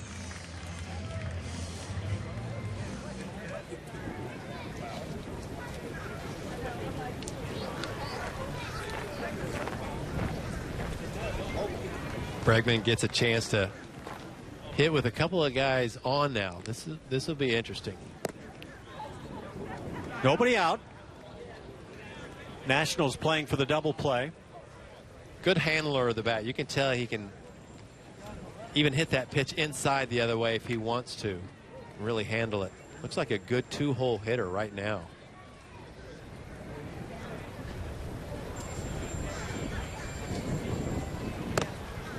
Changeup misses high. That's been a quiet spring with the bat for Bregman. 1 for 11 coming in. Make that 1 for 10. I don't want to push things too far. On the afternoon, 0 for 2.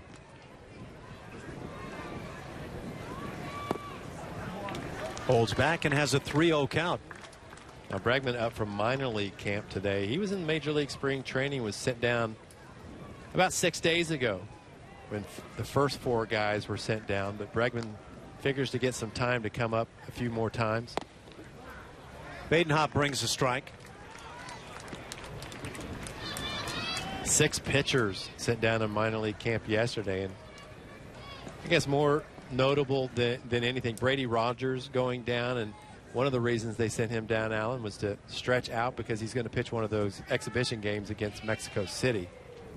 2 games coming up on that schedule for the Astros in Mexico City. So, yeah, there are some challenges coming up. I think one of the nice things for the Astros is to head back to Houston, play a couple of spring training games there before starting the regular season. Yeah, against the Milwaukee Brewers. Yanking it foul down the left side. And what that becomes for a lot of the guys is a chance to just try to establish housing, right? I mean, you try to get their wives in probably. there. For some of them, I mean, maybe less so this year because so many guys are back on this team. That's also a good thing, though. You get some things off your mind. You can embark upon the season without worrying about a bunch. Exactly. And another walk. So we've had 2 walks and a hit batter. Badenhop having a tough time. Mike Maddox goes out to the mound once again. Well, a guy like Burt Badenhop likes to rely on that good sinking fastball. But what you watch here, watch how that elbow is a little lower than the shoulder by the time he releases it. And that makes that ball sail and stay high. Ideally, especially for a guy with his height, you want to use that leverage and work downhill, get good angle on those pitches. So Maddox is telling him right now, hey, slow your body down, let that arm catch up so you can get on top. 12 pitches, 9 have been balls from Badenhop, and one of those hurt. George Springer getting flat and drilled. That brings up Marwin Gonzalez. He'll turn around from the home run side that saw him launch back in the 4th inning as a right-hand hitter. Hit his 4th home run of the spring to left field. He'll now bat left-handed, bases loaded, nobody out.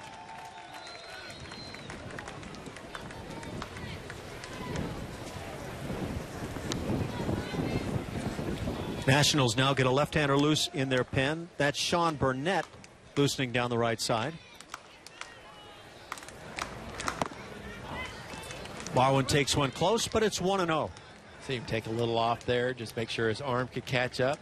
Good action on that pitch, but Marwin able to track that just off the outside corner. Marwin has that very quick bat when he bats left-handed. Much bigger swing from the right side.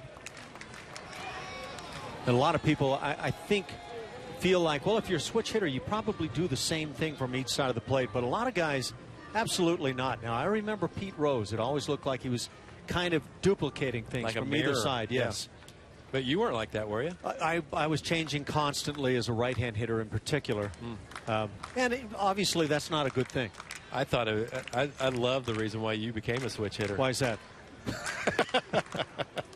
I want to hear this.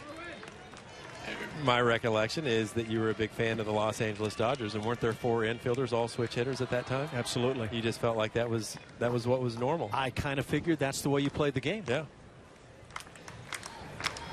Thing about it is, once you start... Were you testing me right there, by the way? Oh, absolutely. You thought otherwise?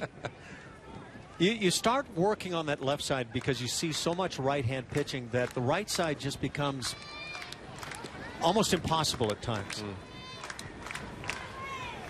You were a natural righty or lefty?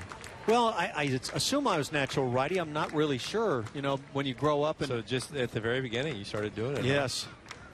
Because of Wes Parker. He was one of the guys. There was Maury Wills and Jim Gilliam and Jim Lefevre and probably others that I could name. Yeah. There we go. 3-1. Bases juiced. Some people say certain pitches are action pitches. This one produces a called strike. That'll fill it 3-2. Marwin might have thought it was inside. Well, I don't think Badenhop meant to throw this perfect of a pitch. Yanked on it just a touch, but found that inside corner and froze Marwin.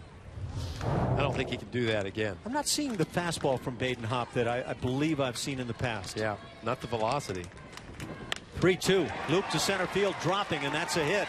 1 run will score. That's all the Astros will get as they move it to 3-2. Ball kicks around the infield a bit, but the bases will remain loaded. Marwin Gonzalez, his second hit of the day, second RBI, and still nobody out. Well, this is just experience. Got a good moving pitch. Doesn't try to overswing, and that was the key to allowing that ball to drop right in front of the outfielder. Sometimes guys will overswing on that, pop up or hit it, roll over, hit it to a double play, any of those things. But Marwin staying within himself and knocking in the second run. Well, he does so many things well. So much of an asset for this team. You know, it would be real easy on a 3-2, the guy's not throwing strikes, to say, well, I was looking for a fastball and didn't get it. He fooled me, but instead that happens. Ground ball back to the mound. The Nats are going to get a double play, 1, 2, 3. And so that's a costly at bat. And now runners at second and third as the Astros still down a run here in the 5th inning. Carlos Gomez aggressive on the first pitch. Hit it off the end of the bat, and good awareness by the pitcher Badenhop to get that to home plate with a good chest high throw quickly to allow his catcher Severino to complete it. That was a tough little hop there too. That had some spin on it. I believe that was off the end of the bat by Gomez for excellent play by Badenhop. Either way, that ball going back toward the bag at second could have produced the same results. However, in that case, tying run would have come across the plate. Yeah. And now it's Luis Valbuena. He has struck out and doubled.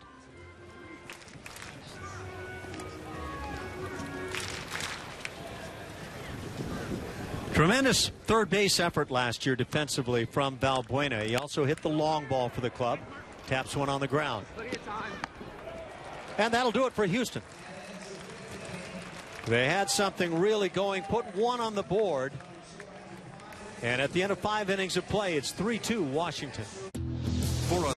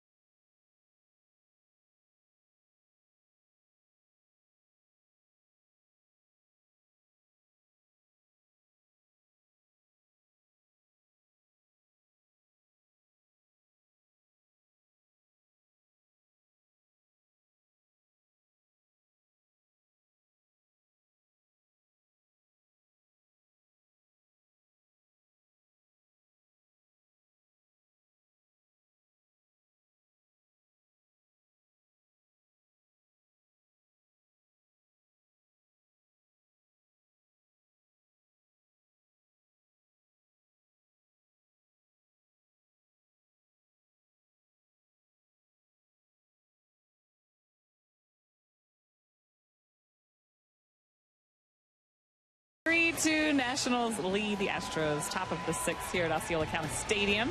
2016 single-game Astros tickets are on sale now. Catch amazing games like the home opener against the Royals and premier matchups with the Cubs, Yankees, Red Sox, and Rangers. For more info, visit Astros.com or call 1-877-9-ASTROS. Here's Ash with some changes out there on the diamond. Well, thanks, Julia. As we look around, Neil Kotz is still on the hill. Jason Castro still behind the plate. John Singleton has taken over at first base. We saw George Springer come out for a pinch runner.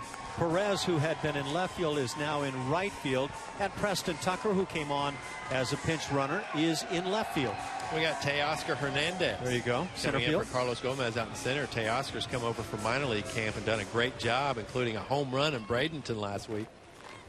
And a really good-looking outfielder out in center field. So that's what it looks like here in the 6th inning defensively.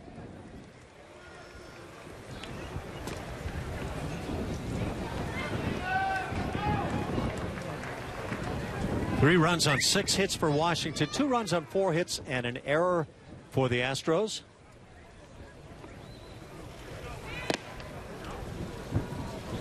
Kotz got that final out of the 5th inning as he got the left-handed bat of Matt Dendecker.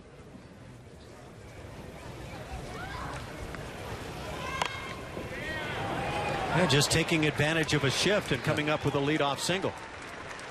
That looked pretty easy. That's something that the Astros left-handed hitters have been working on virtually every single day during spring training. A couple of guys have tried it in the game. Look at Stephen Drew. All you have to do is get it by the pitchers. You got yourself a knock.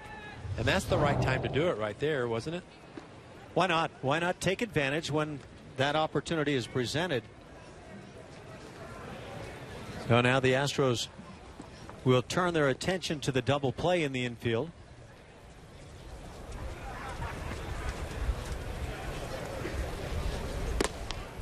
Kotz delivers up and away. Kotz, one of those few remaining players from that 2005 World Series between the Astros and White Sox. Kotz, a member of Chicago's team. Okay, Sparky, we've mentioned numerous times today the Astros off to the nice 9-3-1 start. Does a good start in spring training mean much to you? How important is this right now? I think it's more individual when you talk about the team numbers as far as the wins and losses. A lot of times games are won and lost toward the end, where not many of the regulars are playing the first few weeks of spring training. So then it becomes a guy of just naturally progressing towards what he wants to do at the beginning of the season. And I think for a lot of the pitchers, maybe the last 2 starts of spring training become more significant because you want to feel good about your mechanics, so you don't have to think about those early on. Okay, so the reason I asked the question, and I would much rather be 9-3 than 3-9. I don't care what anybody says about spring training. The games don't matter, but it does matter when you win. In the American League, the Toronto Blue Jays have started their spring 10-2. A lot of people think they might be a team to beat. Yeah, it's a good team.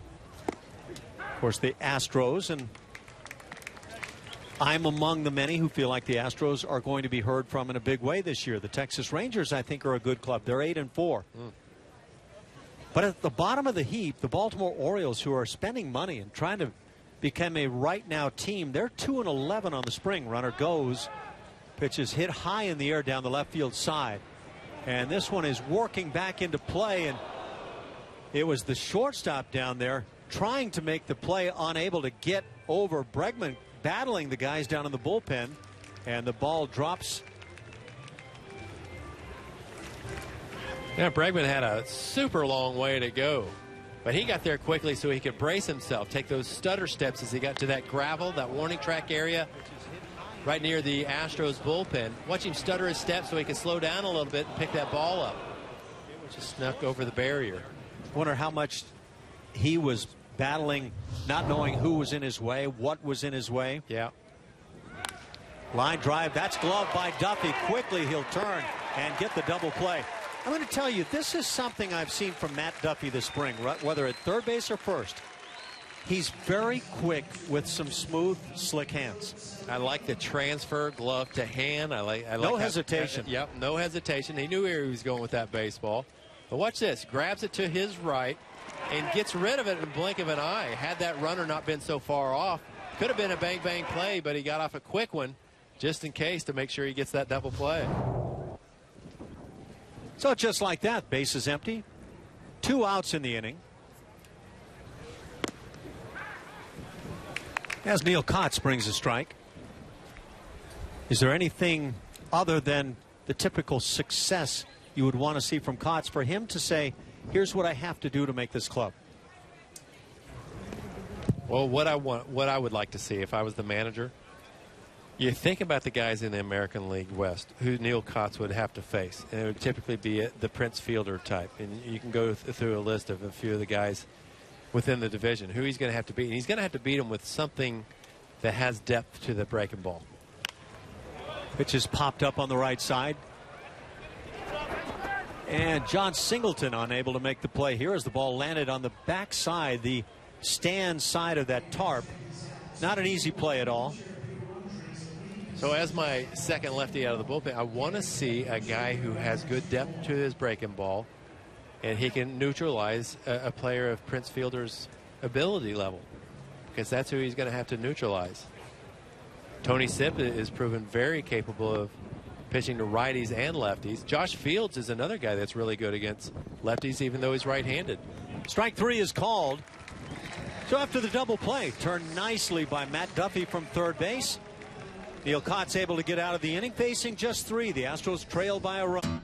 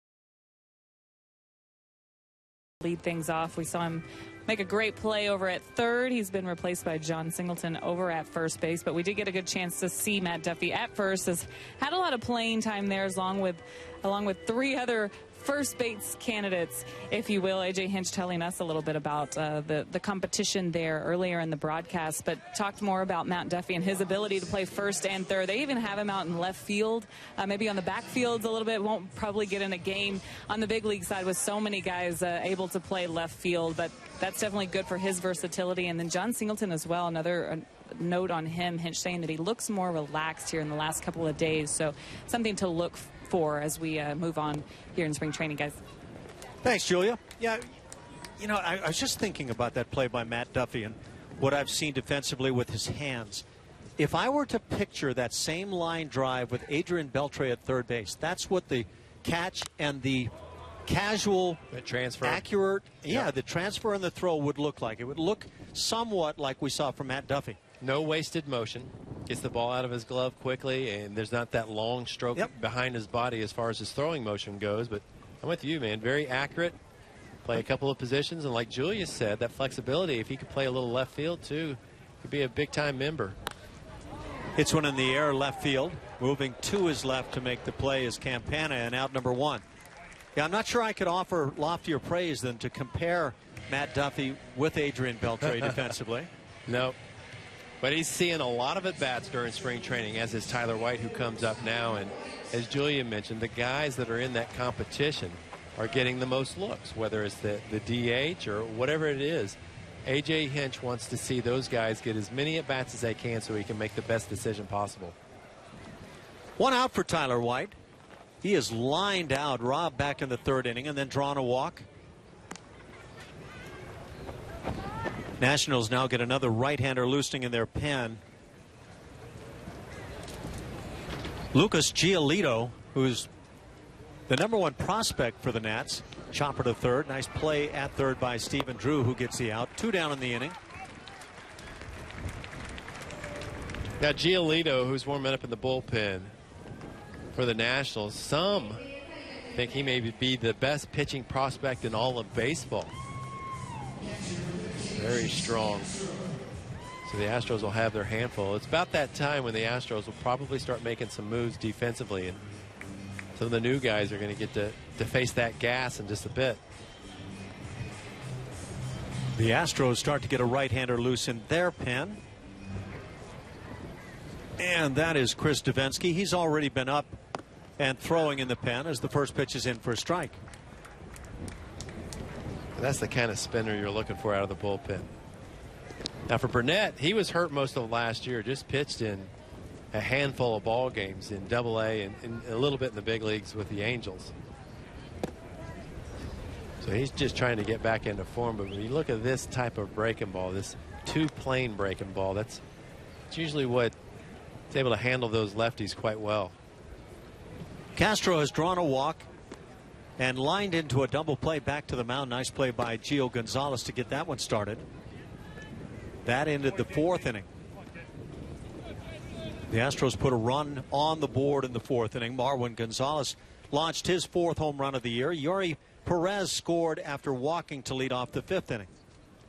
And that RBI coming off the bat of Marwin Gonzalez. So he's driven in both Houston runs today.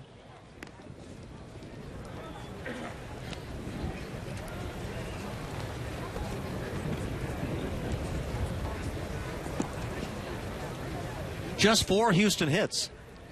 And that's kind of been part of the package here recently.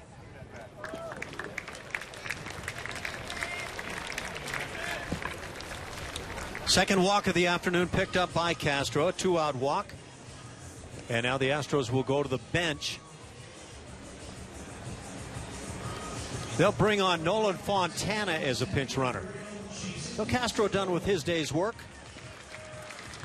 Did a nice job. I like that last test against a pretty good lefty. Castro able to work the count, see some pitches, and that's sometimes what's just as important. Just see it. Just try to get your timing down.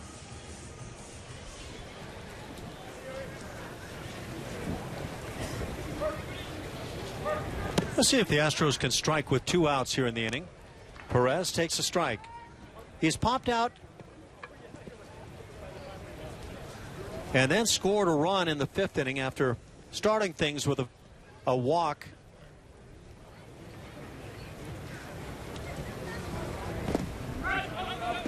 Severino able to keep this one right in front. Might be a good time to start the runner here. Give him a head start in case Perez is able to hit one in the gaps. Fontana, decent speed on first base.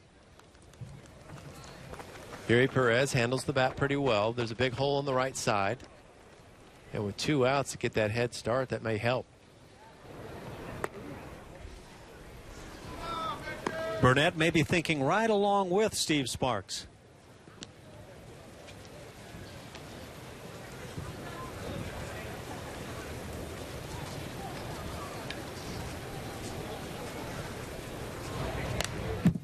Good swing by Perez. Has a 1-2 count. That wind now that started the game blowing toward the right field corner is blowing almost directly out to right field. Luis Valbuena tried to take advantage a little earlier in the game, hit one right off the top of the wall. Marwin Gonzalez needed no help whatsoever with the drive he hit to left field.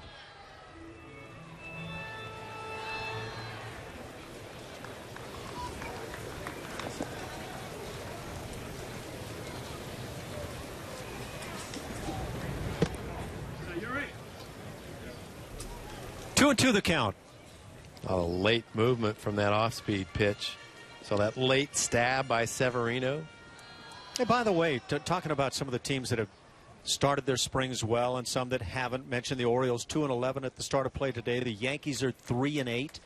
The Chicago Cubs, kind of the popular pick for a lot of folks, are 3-10 on their spring. What does that mean? I don't know. Here's my assessment of the Cubs. The Cubs are really stacked with position players all the way through their system, but they don't have a lot of depth pitching wise.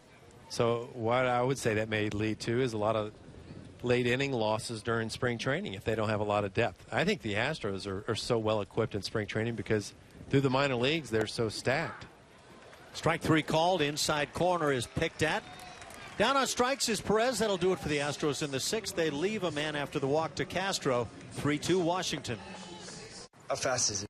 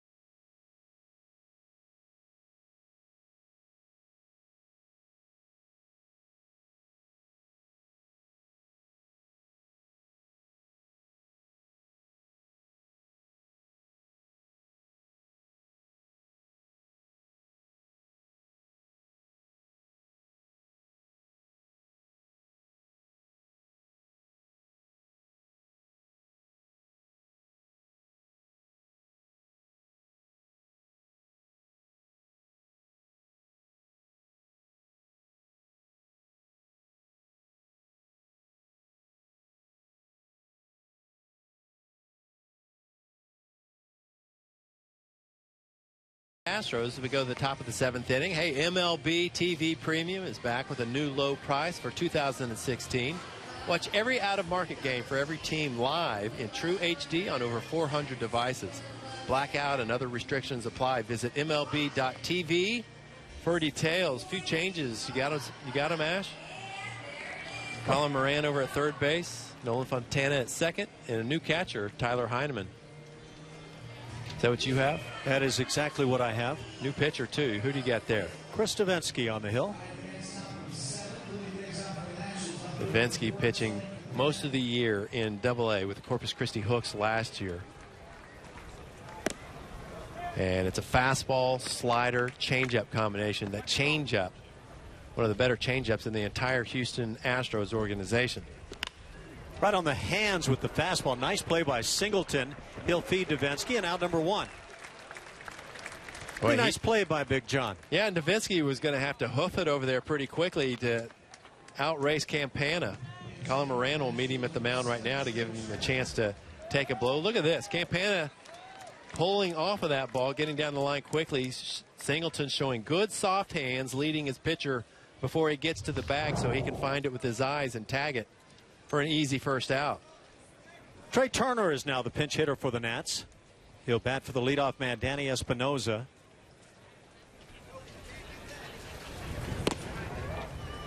And Davinsky misses away. They say Turner from the right side gets down the line about as well as anybody in the game right now. Got his first taste in the big leagues last September. Dusty Baker calling him Turner the Burner. By the way, Baker with the sweatbands. Doesn't get any better than that, does it? Well, you got to wear sweatbands in this game, don't you? Dusty's always done that. He still has the toothpick going?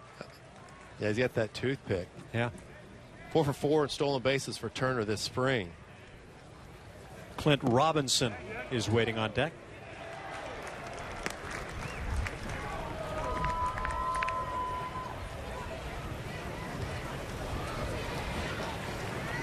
Think about this Nationals team. You got to keep Anthony Rendon healthy, don't you?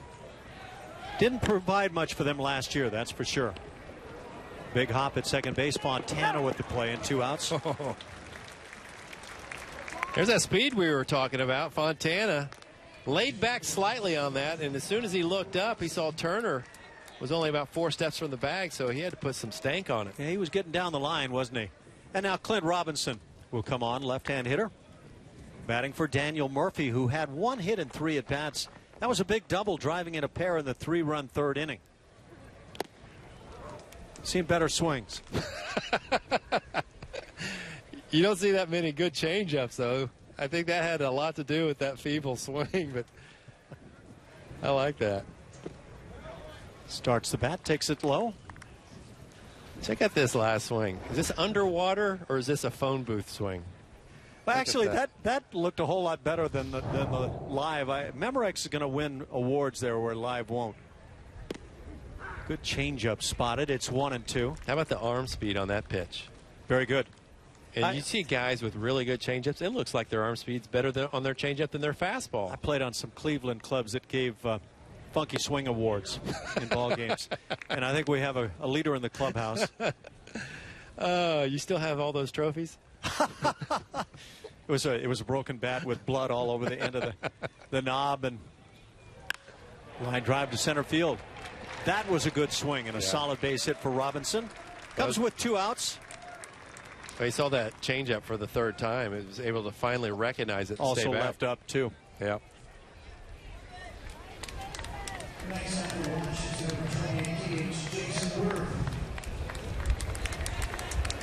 Jason Worth will stay on for a 4th at bat. His previous 3 have resulted in 3 strikeouts. Yeah, he probably begged for that last at bat. He doesn't want to drive an hour back to Vieira without making contact. Golden sombreros on the freeway. You know, if you're going to take a sombrero with you, it might as well be golden. Now, he wouldn't care for the joking around. It's all about trying to find something. It doesn't matter if it's 1 at bat, 1 pitch thrown, something that leaves you feeling like, you know what, I'm feeling pretty good all of a sudden. Isn't that the truth? Yeah. It's that way through the course of the season, too.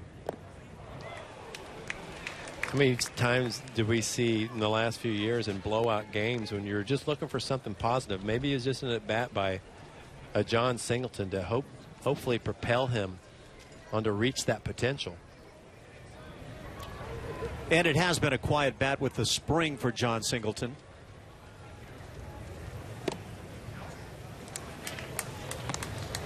Two balls and a strike.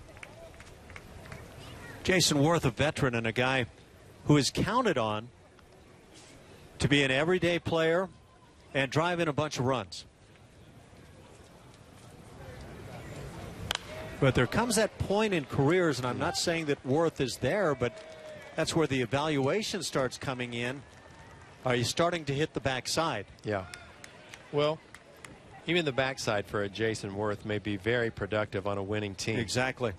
36 years old at this point, but he's had a magnificent career. Put up some big numbers. He's been a great compliment to a lot of good players, too.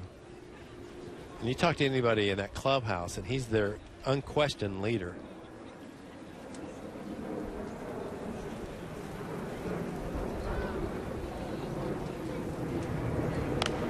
Pitch pop foul back behind home plate, out of play. When you've got a true star like Bryce Harper, right, as good as they come, is it possible for him to not be the leader on that club when he is that far superior to all the other players on the field? Yeah, I think we've seen that plenty of times, haven't we? I mean, I think you could suggest that you have to be pretty good to be one of the leaders, don't you? I think so. I think that to be that guy that has a great leader personality that can't play the game, it ultimately doesn't work. Right. It's got to be natural. And the thing is, some guys lead in a negative direction. Now, I'm not implying that that's the case with Bryce Harper at all. But there have been teams that have had their best player be a guy that maybe wasn't the best of leaders on a club. But that still sometimes will lead a club in that direction. Runner goes from first. Pitch is taken, strike 3 called. 4 strikeouts for Jason Worth. A great changeup to put him away. And that'll do it in the 7th inning. Still 3-2. Nats on top.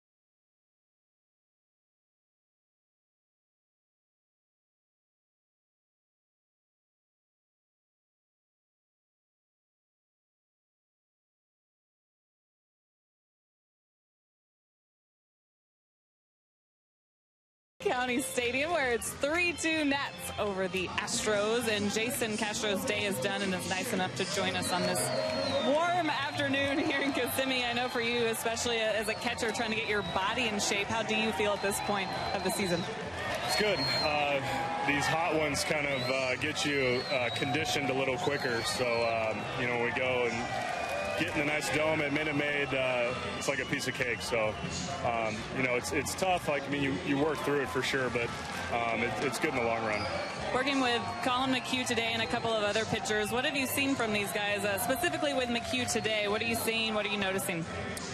So today I think was one of the first times I've actually caught McHugh all spring. So I know that he was trying to work on his changeup, you know, trying to develop that a little bit more, and we made it an emphasis today, and he actually threw some really good ones today. So that's really promising, and I mean, he looked like the same old Colin that we're used to. Good mix of pitches, locating well, and he had a little bit of a hiccup. He was having some just kind of release point stuff, but he corrected it and you know, was able to work himself out. So that was good to see, and you know, that's kind of what we're down here for. And every spring training prior to this, maybe working with a lot of different guys, but a lot of the core guys coming back on that starting staff. So how different is it this spring training to know who you're going to be working with, to have some of that rapport with these guys? It's really nice, especially once we start getting into games. That's when everything starts speeding up, and to have that familiarity already, you know, it's nice. I'm listening to you. I'm watching the action, though. So you're not done yet. As far as catching goes, Max Stassi, hearing some really tough news for him. Tell us a little bit about the other guys that you work with as far as catchers go, some of the guys that are in the minor leagues. They've done a great job. I mean, we have early work every day pretty much here in Kissimmee, and so I get a chance to work really closely with those guys, and you know, they do a really solid job. You know, pitch calling, catching, blocking, throwing, all that kind of stuff that you look for in a catcher. You know, those guys are you know, really solid at. So, you know, I think the depth is there, and you know, that's part of the reason why they're, you know, here with us is to kind of provide that depth. And you know, I think all of them, you know, could step in and do a good job. So, you know, obviously it's unfortunate, you know, with kind of what's unfolding with Stas. You never want to see anything happen. But, you know, hopefully, you know, we wish him a speedy recovery, whatever that may be. But, you know, I think the other guys that we have, you know, are capable of doing a good job as well.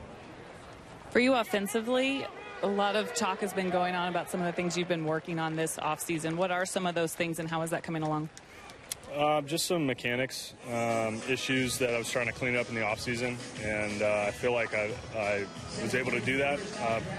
You know, in a fairly short amount of time. I really tried to, you know, emphasize some things in the offseason, and I've been really happy with the results. So it's still a work in progress, obviously, and then getting it into game speed is a little bit of a you know, a hurdle that you go through when you're going through a little bit of a swing change, and it's something that's pretty small, but I think it'll make a pretty big difference in the long run. So I'm pretty happy with the way it's feeling, and with the I mean, early results so far as far as just how it felt and what I've seen on video and stuff like that, as far as it transitioned into the game. So I've been happy with it. I mentioned earlier you've been to a lot of these spring trainings with the Houston Astros. What makes this one what makes this one different? I hear that word a lot here lately. I think just coming off of what we did last year and kind of that bond that we formed during the season, and then bringing almost everybody back, just that rapport that everybody has in the clubhouse, and that shared experience, and everyone kind of came together at the end of the year for that final push in the playoff run, and then the wild card game and the ALDS. It was it was a great experience, but I think it makes us even more hungry, and the young guys that we do have, they got that experience from last year to really succeed this year. Ash and Sparky, I'm going to toss it up to you, but if you've got anything for him, which I know you always do, you catchers. Ash. Oh, I thought you were talking to Sparky there. Hey, ask Jason if AJ is especially hard on him being a former catcher. Okay, yeah. Jason, is AJ being a former catcher, is he especially hard on you? This one's from Sparky. I wouldn't say especially hard. He definitely is, expects a lot out of his catchers.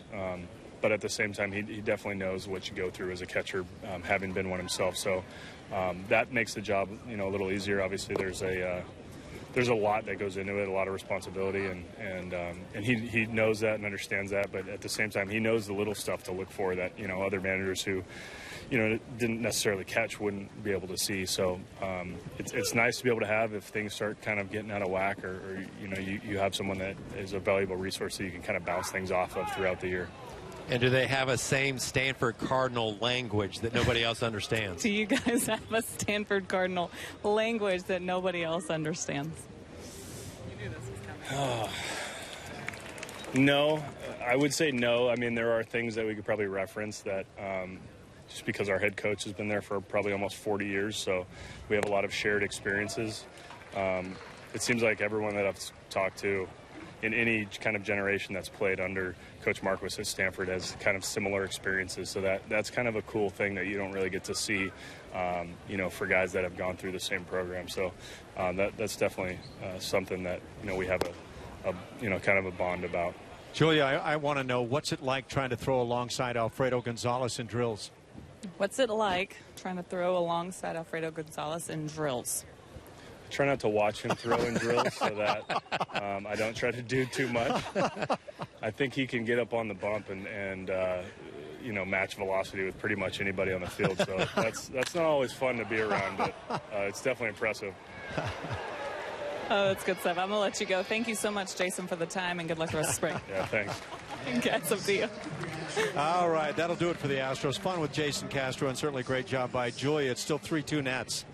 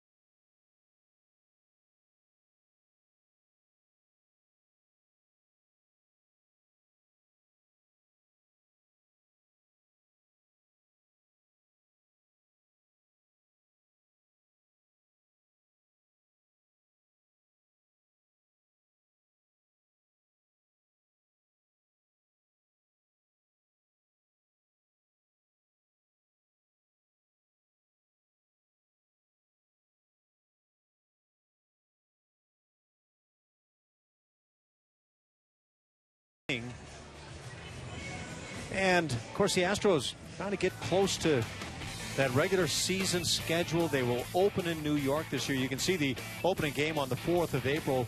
The 5th is an off day, and then 2 more with the Yankees, on to Milwaukee with the Brewers. And then, very important, coming back home to Kansas City for 4, the world champions, and the Detroit Tigers. So that's a great-looking homestand at that point coming up as the Astros do come back home. Texas Rangers, the Boston Red Sox, all involved in that April schedule. So that's going to be some tough baseball coming up for the Astros. It is, and look at that. From the 6th through the 17th, you don't see this very often in the month of April, where you have consecutive days played, no off days in there, and the Astros are going to have to be strong through the rotation to do that. And talking about getting through some tough patches, we said Lance McCullers may not make the opening day rotation for the Astros. He'll be set back just a little bit. So maybe think about him not making it to the major leagues until latter stages of April or early May. Could be a blessing in disguise, though, when you think about trying to trim down those innings. You could get a really healthy Lance McCullers, especially going into the latter stages of the season. That's a painful one for me. Lance McCullers is a guy I love seeing in this rotation, but the other guys are certainly holding their end of the bargain. Davinsky continues to work it. Well, we saw quite a changeup from Davinsky in that 6th inning. Filthy. Or rather 7th. Well, if you remember last year, he pitched almost all season long with the Corpus Christi Hooks, but they needed him to pitch in the AAA playoffs. He ended up being the MVP in the title game. Are we looking at Trevor Hoffman with his changeup? It's good. I mean, it's better than good. I mean, it's tough to put guys in that elite of company, but certainly his best pitch, and I think the best in the organization. Fastball runs up and in, almost gets a piece. And a fiery competitor. He'll come right at you with good stuff. 3rd outing on the spring for the Astros. Speaking of Chris Davinsky, here's that changeup. And it would appear from what we've seen, he'll throw it in any count. It's like it has a parachute on that pitch. A lot of times those good changeups, you eliminate the wrist snap. Ground ball on the right side. The play made nicely, rather, by Nolan Fontana, out number 1. And I believe that was that changeup once again. Sure was. Weak contact. You see those awkward swings. They recognize that as a fastball because of that good arm speed. And Fontana showing off good footwork, getting rid of that ball. Watch how far he ranges on this 2-hopper. And you have to throw almost like you're leading that first baseman. It's tough with that much momentum going away from the throw. Reed Johnson, the veteran, now stands in. He's taken over in left field. He's been around the game, a high-energy player himself, hitting .400 on a good spring. Yeah, 39 years old now, Reed Johnson. Still in great shape. Former gymnast.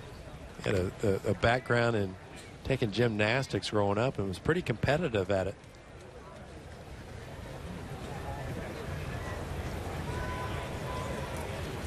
He's found some highlight reels, making some great plays in the outfield through his years. Oh, yeah. And he's been a solid hitter to go with that. So you hear Brent Strom every once in a while on the field microphone. You hear the Devo. Let's go, Devo. Fill it up. And he's also got a nickname of Dragon. Where does that come from? Well, I think that was a lot of his infielders last year with the Hooks, just talking about how fiery he is out there. Comes at you like a dragon. 2-2 the count on Reed Johnson. Or it could be his breath. I'm not touching that one. You're all on your own, baby. Stays at 2-2.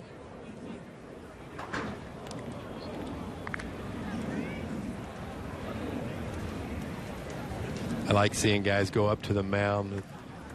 Kind of sticks his arms out a little bit. I mean, he looks like he wants to tear your head off out on the mound. I don't think he's afraid of anybody. Comes with a slider. Fills the count at 3-2.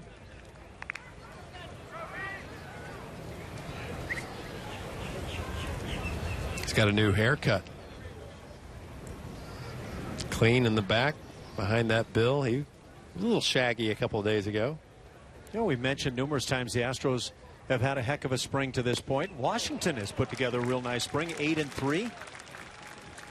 Strikeout for the 2nd out of the inning. So Davinsky, whether it be with the slider, maybe spotting a fastball or that changeup at any time, successful here. Got a lot of late movement from all those pitches, don't you? You could almost see that, well, you could see that kind of re-gripping right at the last instant in the glove there on that changeup. It's 10 strikeouts now for Houston pitching. Coming off 14 against the Nationals in yesterday's game in Vieira. Tyler Moore at the plate. Lines one, but right at second base. Fontana's there to make the play. And a 1-2-3 inning for Chris Davinsky. Remember the name. We played 7.5. Nationals lead at 3-2.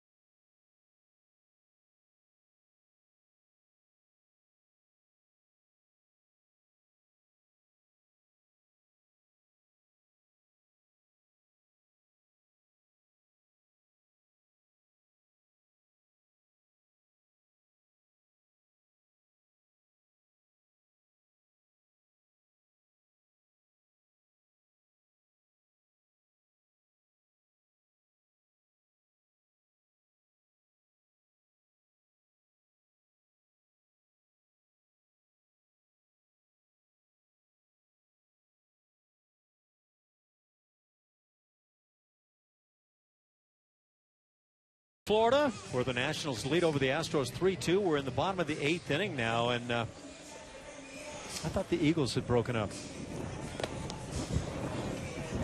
What kind of bird is that? Right. I believe that's an osprey. Go ahead and show me up. A web-crested osprey from the southeastern region of Lake Winnipesaukee. That's what analytics are all about. John Singleton will lead it off here in the bottom of the 8th inning. 3-2 Nats. Washington is out hit Houston 8-5. And for Singleton, his first at bat of the day.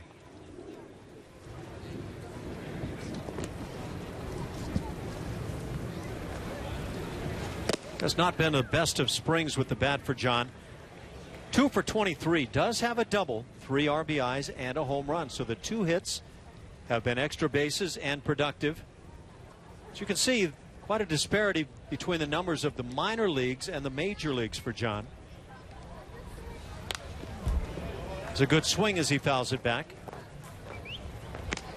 He's been having some good at bats in the last 4 or 5 days, I would say. Having much better swings, aggressive swings in good counts. And for him, it's just being able to get into a position, I believe, just to let that natural ability to shine, just to be able to relax enough to do that. 11 strikeouts on the spring for John.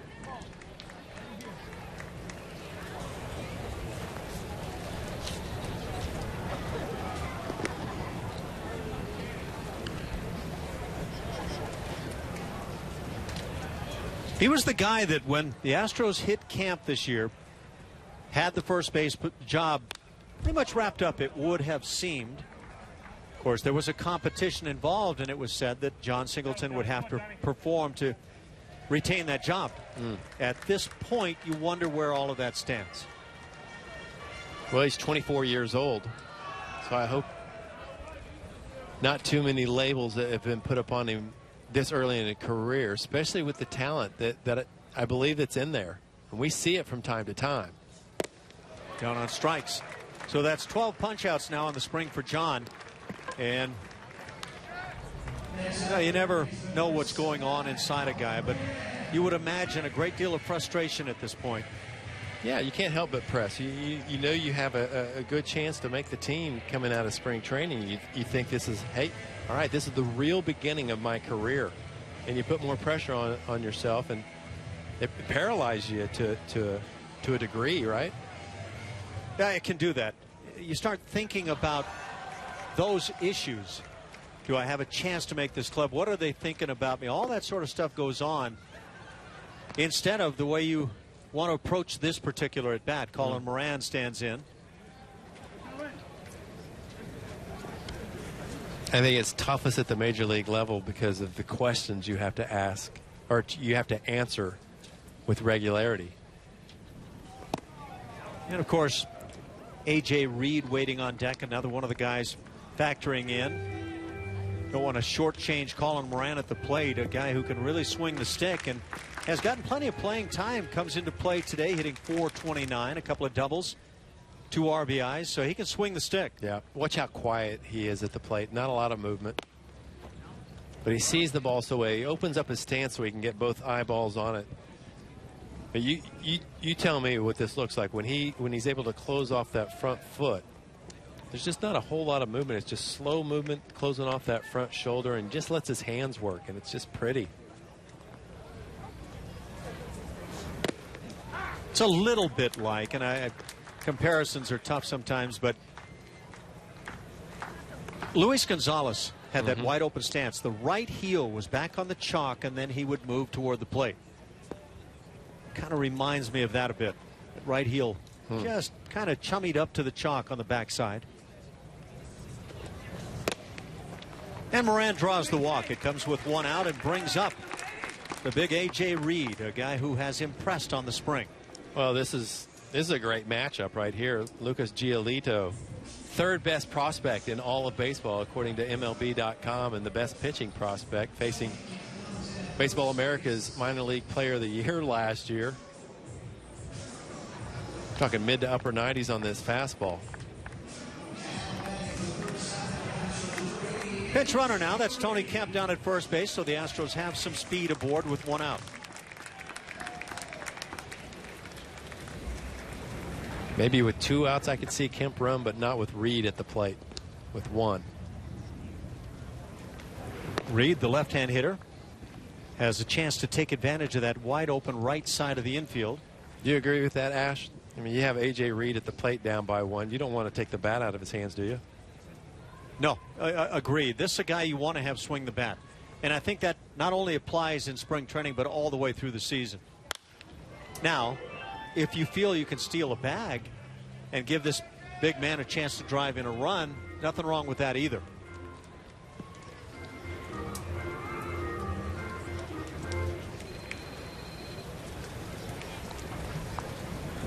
Jake Buchanan warms up in the bullpen for the Astros, so he looks like he'll have the 9th inning. He's had a great spring. Well, you can just about say that for anybody in the Astros rotation or bullpen. Ken Giles is the guy that has had a little bit of a struggle from what I've been able to see. Yep. Had a shutout inning in yesterday's game against this Nationals team, and every game he seems to be getting closer and closer to where he's been the last couple of seasons. The velocity is always there. Runner goes. The pitch swung on and missed on a good changeup. The throw down not in time. But Tony Kemp swipes the bag. He's in scoring position now with 1 out, but 2 strikes on Reed. Solano, the catcher, had to wait on that pitch. Stayed back because, as you said, Ash, the changeup. Full swing by A.J. Reed. And didn't get a whole lot on that throw.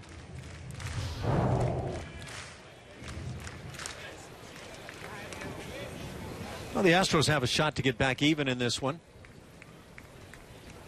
Boy, A.J. Reed has had an at-bat or 2 that have been so impressive. Strikes out as he's out in front on the off-speed. 2nd out of the inning, both on strikeouts. And now Nolan Fontana, who came on as the 2nd baseman, will stand in with 2 outs. Well, what can a good fastball do to certain hitters? Well, more than anything, it makes them think that they have to get ready so quickly. And when you can drop a couple of changeups on a big hitter like that, you'll get the same result. So Giolito's a big man, and like you say, he's highly touted. He's got all the pitches to go with it right now. That's a big arm. Well, he looks the part, too. Look at that body.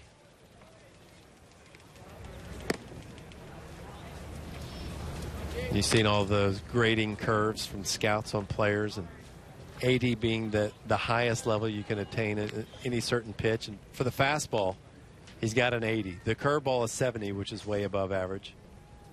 And from what we've seen in this Game the changeup looks above average. So the 80 on the fastball. Yeah. Does that say that he's 97 plus? Yeah. Yeah. Because that's what you'd have to be for me to see a full 80. I think that's where he is.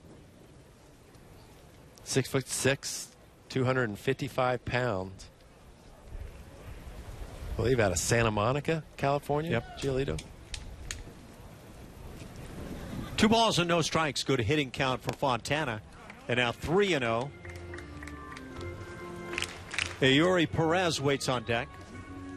He's gone all the way in the outfield for Houston today. He started in left field. He's moved to right.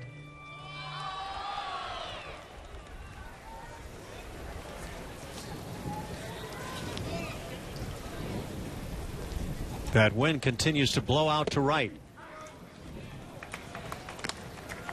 So we got a 3-1 count now, and with 2 outs, and it's imperative for the runner on second base to get a good secondary lead, right?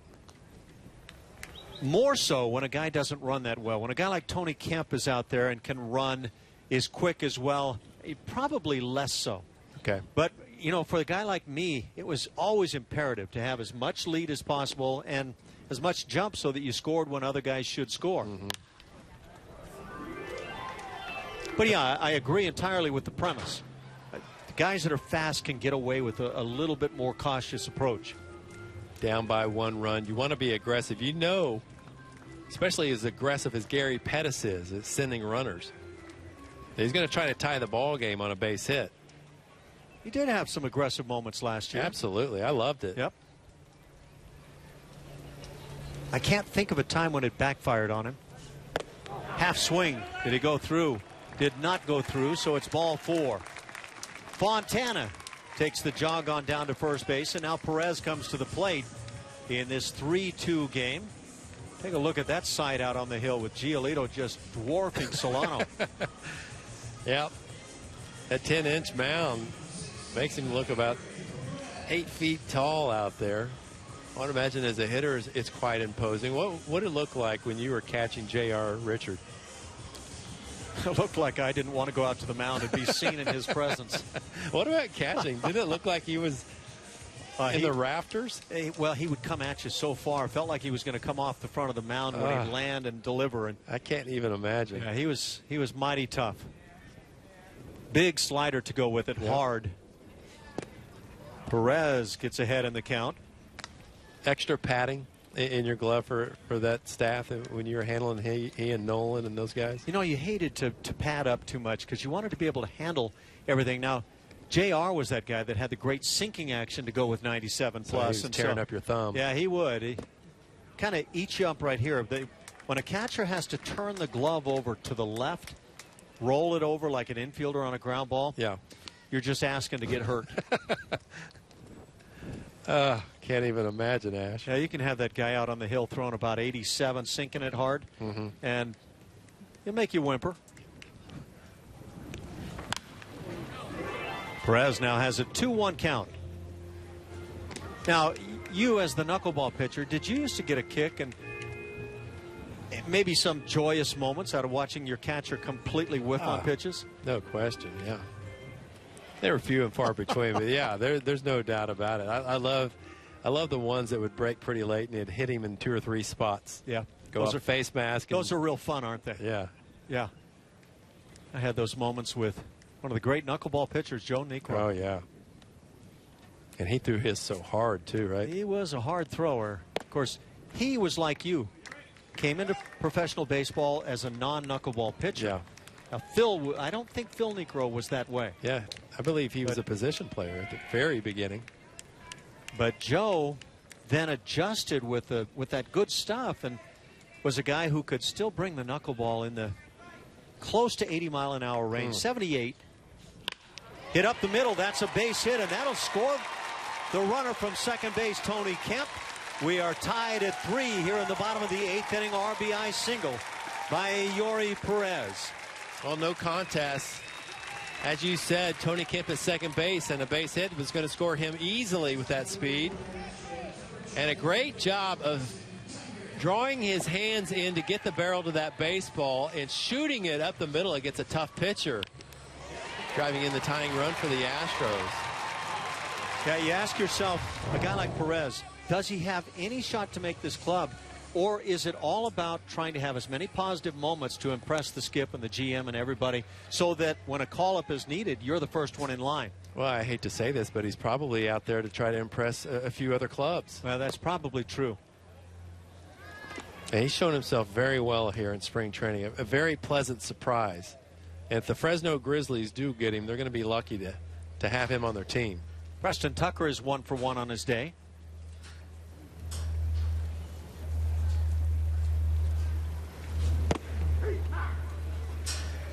Saw Preston Tucker come up with some heroics in the latter stages of games in his rookie campaign. Remember him at Comerica Park? 2 pinch hit home runs. Yep. That's kind of hard to forget. When he's got his stroke right, I love what he brings. There's a guy that you would figure not only could be, should be on a major league roster for a lot of people. Yeah. But there just aren't many spots available on this club. Nationals have a right-hander loosing in their pen down the right side. Now, you say when his swing is right. Tell me what it looks like when it's right and when it's not. To me, what it looks like when it's right is he actually has a little bit perceptible downward arc through the baseball. He backspins the ball really well. When it's not right, I see his right elbow flipping up, kind of what a lot of hitters and hitting coaches will say, cause a little chicken loop. winging a little bit. Yep. When that right elbow flips upward is when there's a little bit of a problem. But when he keeps it down and just busts through the baseball, left field line to right field line, he's good. Can handle that high pitch so well when he does it right, right? Yep. And you've seen it. And now a 3-2 count. That'll put the runners in motion. Michael Brady warming up in the pen for the Nationals. He appears to be getting ready for the on-deck hitter, right-hander Alex Bregman. They don't want to leave Giolito out there too long, do they? So what's Tucker thinking? 3-2? You got to look fastball. Get the fastball? Yep. You got to look at and just try like crazy to adjust if he throws something else. Runners go. Breaking ball hit into right field. That's a base hit. And that'll play to run. Fontana comes in and scores. Perez to third. And the Astros, with 2 outs here in the bottom of the 8th inning, pick a pair of runs and now lead for the first time on the afternoon, 4-3. Well, I would have to say that's when his swing is going right. A guy throwing 98 miles per hour, he gets a changeup and keeps his hands back long enough to rip it through the right side of the infield.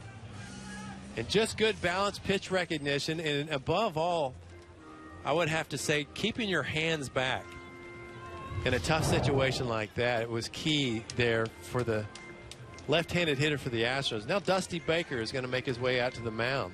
So Dusty heads on out, and he has pointed to the pen. So Brady will come on.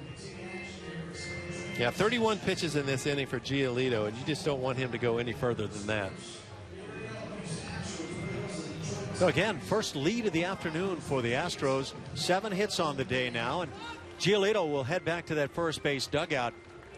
The Astros have done it here in the inning against a guy with very good stuff. So we'll break it right here. We'll be back with the Astros on top. The 20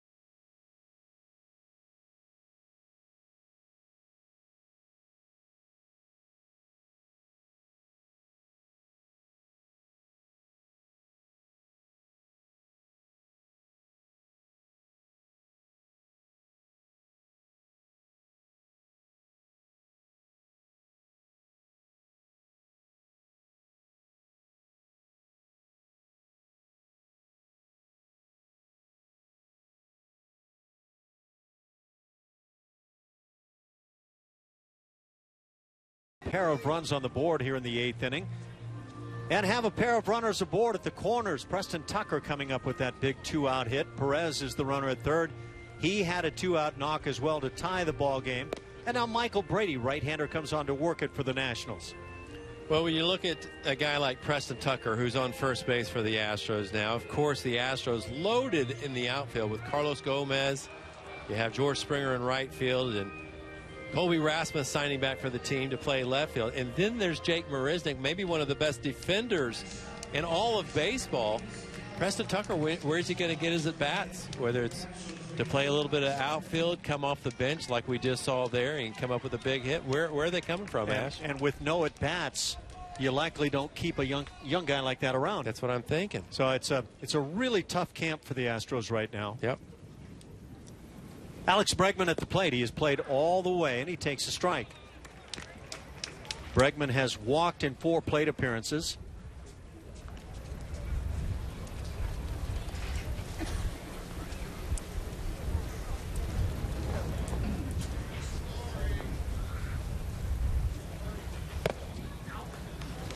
He's accounted a ball and a strike. Bregman had some interesting comments to say when he got sent down to minor league camp from major league camp just a few days ago. Was number one, he really appreciated the information he was able to obtain from all the veteran guys. They were so welcoming. But also what he took out of it was that he feels like now, more than anything, he feels like he can play at this level. He showed himself that. Gets tied up and pops it up, foul territory. That'll do it for Houston in the 8th inning, but they get 2 very big runs to take the lead 4-3 as they try to close it down now in the 9th.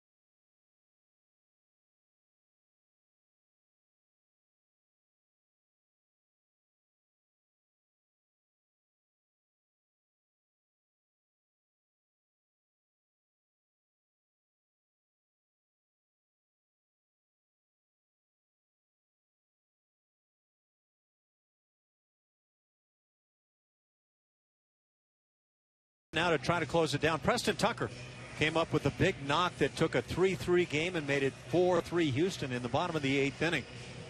And that was one of those really challenging and nicely accomplished at bats where the changeup came on a 3-2 and he still shot it through the right side. Well, you have to respect the fastball when it's mid to upper 90s. Lucas Giolito coming up with that, but Preston, all he did was keep his hands back, and he was able to deliver the go-ahead run for the Astros. And now the Astros will turn it over to Jake Buchanan, who already has a save this spring training. Hasn't given up a run this spring as Tony Kemp remains in the game now at second base. Fontana goes over to third.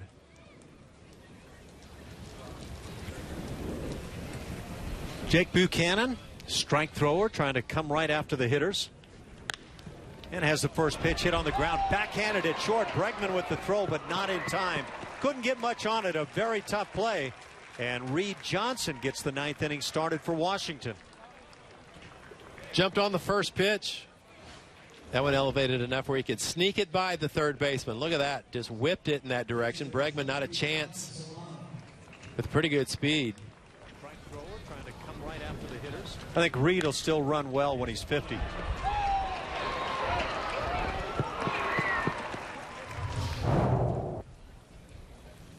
See if they bunt right here. Down by 1 run. What do you think here? I'd be surprised. Spring training game, 9th inning. Yeah. I don't see the Nationals playing for a tie. Dusty Baker. Regular season game, maybe another story. Well, they have 2 ties. He's trying to go for the spring training record, maybe. What is the record? You see that as a possibility. I think 8 is the record in spring training, 8 ties. Brendan Ryan is the pinch runner at first base.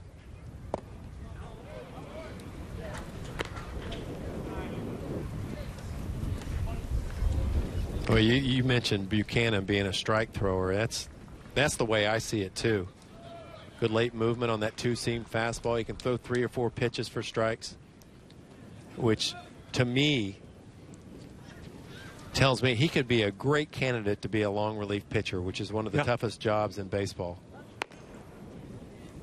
Because you don't pitch with regularity, and it takes a guy with simple mechanics to be able to do it. Almost like a pinch hitter who has a simple swing right off the bench. Yeah, you want that guy off the bench to have the ability to, with the simple swing, hit all pitches. Not the guy that necessarily just hits the long ball and strikes out a load. And a lot of timing issues. Therein lies some of the difficulty in trying to throw together a bench and a bullpen, and you're looking for different types of players. Yep. What it takes to succeed at those positions.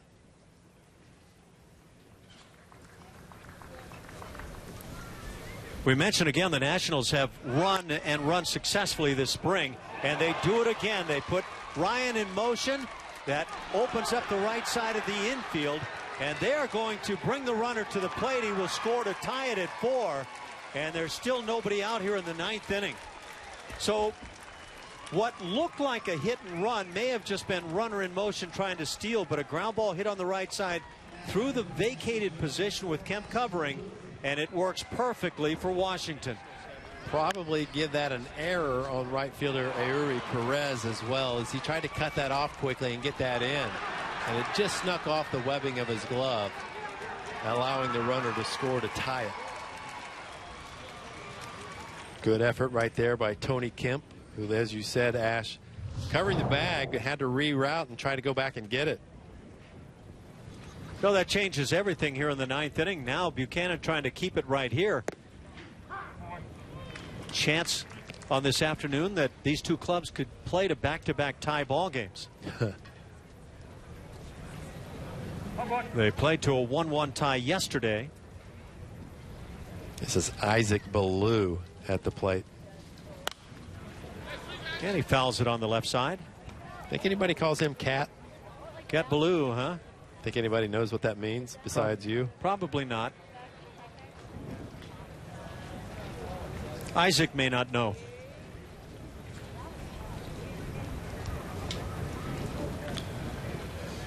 Oh, and 2 the count on Ballou. Trying to pick that outside edge with a little backdoor job. I think more people would know. You're my boy, Ballou.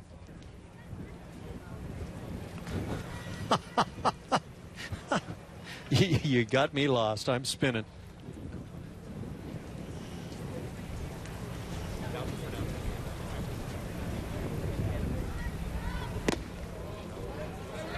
And now a 2-2 count. Still nobody out. Think about how crazy baseball is. 2 ground balls. Jake Buchanan, he's given up a run on 2 singles, right? That's all he's out there trying to do, get those ground balls. That's what he excels at. And 1 single simply because the Nationals, who have run like crazy this spring, put the runner in motion and have a perfect hit and run type scenario. What's that ballpark play like? I mean, you spent more time than I have in Washington. In Washington, it's a big ballpark, and it's not the easiest of home run yards. That's what contrary to what Bryce Harper might have made it look like. Right. Fly ball to center field. Easy play for Hernandez as the runner goes halfway. It's out number 1. So over the course of the season, it makes sense that they would be more force the issue rather trying to hit and run the bases a little more aggressively, right? Yeah, that would seem to make sense. Of course, you have to have the personnel. Yeah, it's all about personnel. Dusty would love to sit back like a lot of managers and just play the long ball game. Toronto Blue Jays led the major leagues in long balls last year, but just 2 more than the Houston Astros. Trey Turner at the plate.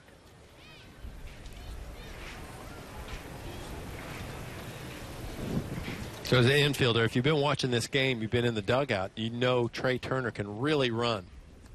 So that ground ball up the middle, you're going to have some quick transfers. Right on the outside edge. 0-1 the count.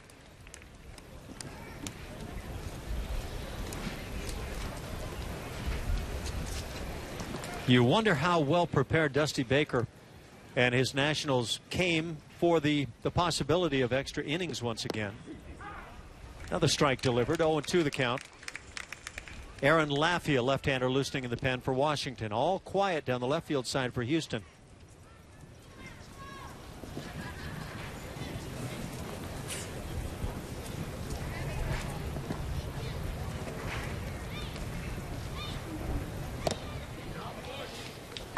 Trying to pick at the edge.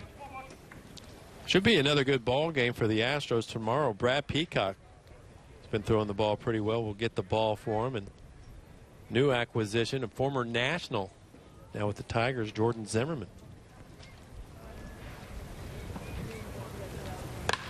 Drilled but fouled on the left field side. And watch out in the seats. Hopefully everything is okay there.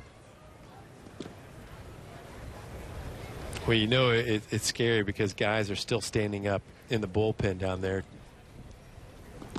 making sure that everybody's okay. That's becomes pretty worrisome when you see a hot liner go down the line into the seats. And again fouled back. And some applause down that way. That would indicate that somebody may not be feeling the very best, but they likely are okay at this point, and they've already received a baseball tossed their way. Great news.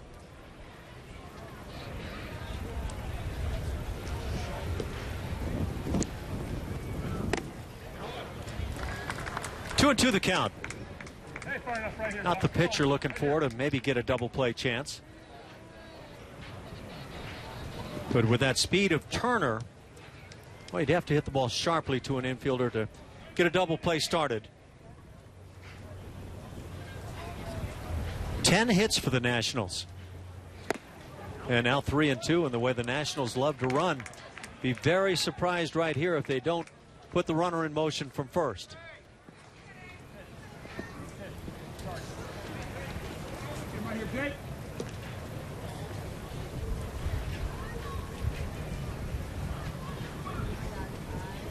Does not go. The pitch, though, drilled down the right field side and slicing into the corner. Cut off nicely by Perez, who gets it back in. He'll hold it to a double. And Solano moves into third. So now the Nationals threatening to jump on top here in the top of the 9th inning. Turner just does exactly what you'd love to be able to do in that effort to hit it the other way. Yeah, you get a pitch away, just try to hit it in that same direction. That good two-seamer. Stayed on it well. Watch Eury Perez out in right field, making sure he came up with that ball cleanly. Smothered it, and did that little pop-up slide to get it in quickly and cleanly above all. That's a nice play. Yeah. Well, the infield draws in for the Astros. Number of scenarios being played out here this afternoon in a good ball game. 4-4 here in the 9th inning. From the stretch, Buchanan misses down and away. Look who's on deck. Infield drawn in. Jason Worth waits on deck. The big guy, but he has struck out in 4 at-bats here this afternoon. That's the beauty of baseball, though, right? Got a chance to come up to the plate and win the game for your team. I wonder if he agrees with that assessment right now. You know, he's got his beard has a Twitter account. It's called James Worth's Beard. Had a nice quote just about 10 minutes ago. Strike on the outside edge. Saying sometimes it's just not your day. And I love it when beards talk. Was that the actual voice? That was the spot-on impersonation. Drilled down the right side again. Extra bases and 2 runs will score. And the Nationals now have a 6-4 lead as they put 3 on the board against Buchanan in the 9th. Well, we saw some hard luck earlier in the inning, but not on that pitch. Clint Robinson got a hanger. And the Nationals come back with 3 runs here in the 9th inning to retake the lead. Still just 1 out.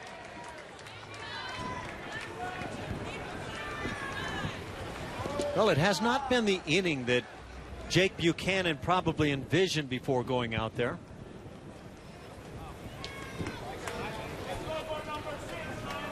Of the 4 strikeouts, 2 swinging, 2 looking for Worth today. Very close, but missing away.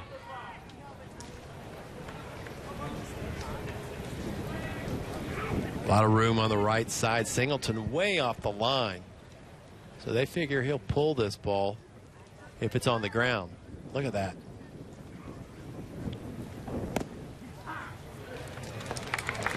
Ball and a strike on Jason Worth.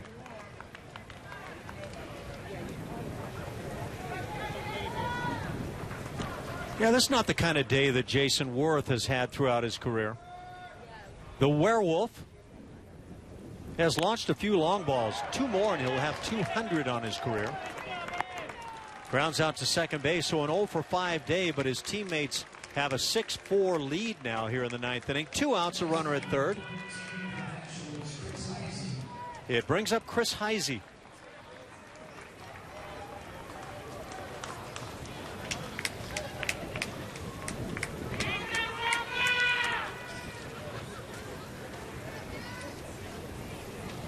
Buchanan will continue from the stretch.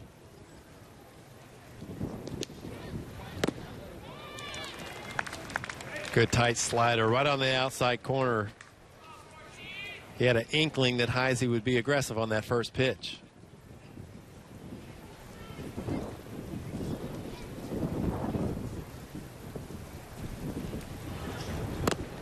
Bat starts, goes through. It's 0-2. No reason not to throw that same pitch again. He's not picking up that spin according to those first 2 swings. You mentioned that Buchanan was looking for a second save on the spring. It's not going to happen. But you still want to see Buchanan and anybody else battle to get that final out here in the inning. Yeah, this is when you can really evaluate guys fighting through some tough innings when you labor a bit. And the breaking ball gets him on strikes. That'll do it. But the damage is done. 3 runs on the board for the Nationals as they leave a man at third. 6-4 Washington in the 9th.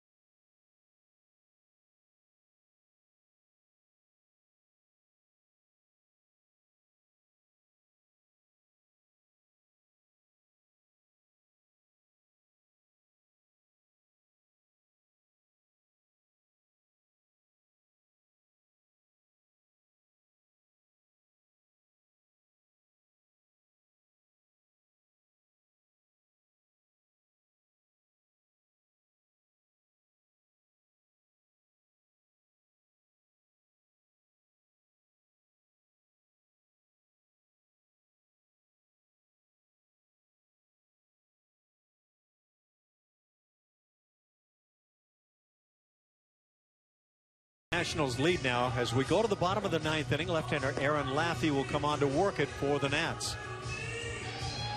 And he's a lefty. Took a Take a look at these numbers. He's throwing strikes. No walks to 5 strikeouts. Nationals pitchers have walked 9 Houston hitters this afternoon, and they're looking for base runners right now. They're going to force Laffey to keep throwing strikes.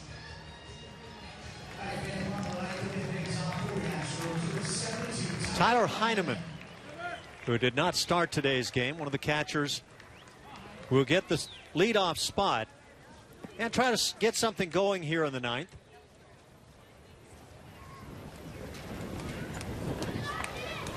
Teoscar Hernandez waits on deck. High strike call. It's 0-1 to start it.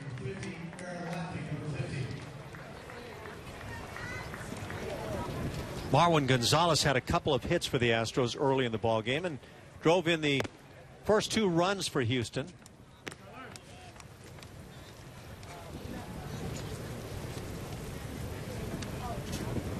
Preston Tucker has driven in a run. Yuri Perez has driven in a run. 2-1 the count. Crowd has thinned out and quieted down.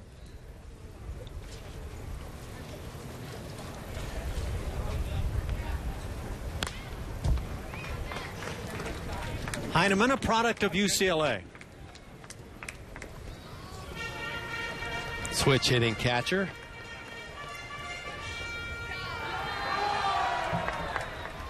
And he looks, when you watch him during batting practice, he looks equally good from both sides. He's known for his offense even more so than his D. Not to mention his magic act. Line shot foul early in the spring. He broke out some card tricks, and he's good.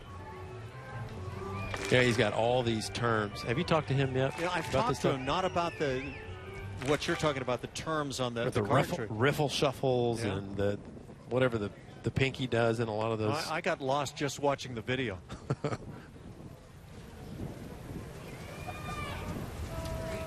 Laffey misses with the changeup. That'll fill it. And the Astros will take a leadoff walk in a heartbeat.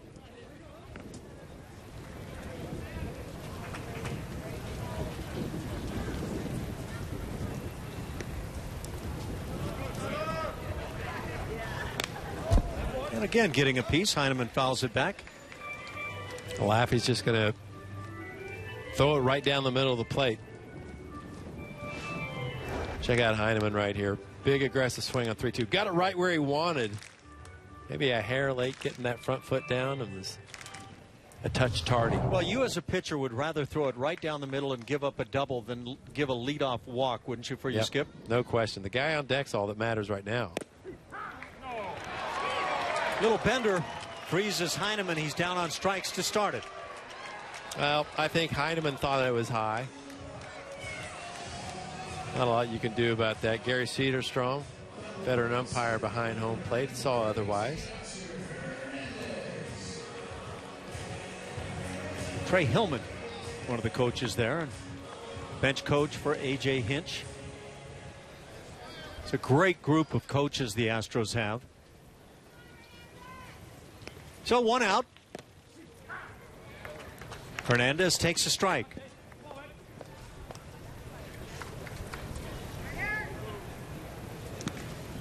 Well, did you see that home run he hit against the Pirates earlier this spring? Into some wind, too. Center field, huh? I wasn't at that game, but I got to see the highlights of that one, and very impressive. Just exploded off of his bat. 0 for 1 on today's game. Now, he's got a really high ceiling, but he's a bit rough around the edges. If you watch him glide out in the outfield, it's a thing to watch. Teoscar Hernandez, remember that. Good throwing arm. Great speed out there. He just glides.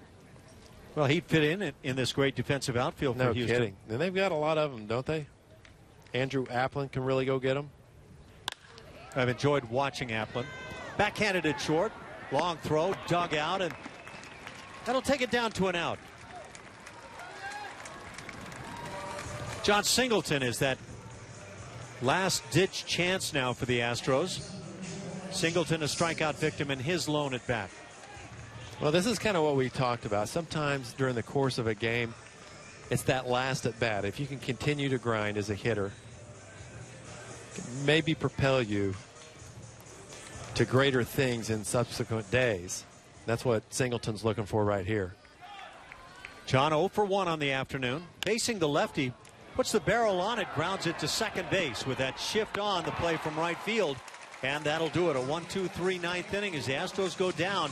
A 3-run top of the ninth inning for Washington, the difference maker in this ball game. So the Nats able to pick up the W and win their 9th on the spring as the Astros fall to 9-4.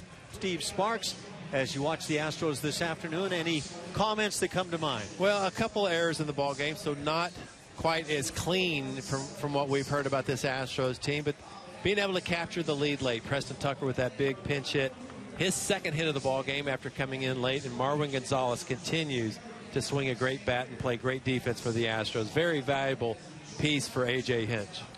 We're back at it tomorrow as the Astros take on the Detroit Tigers from beautiful Kissimmee, Florida.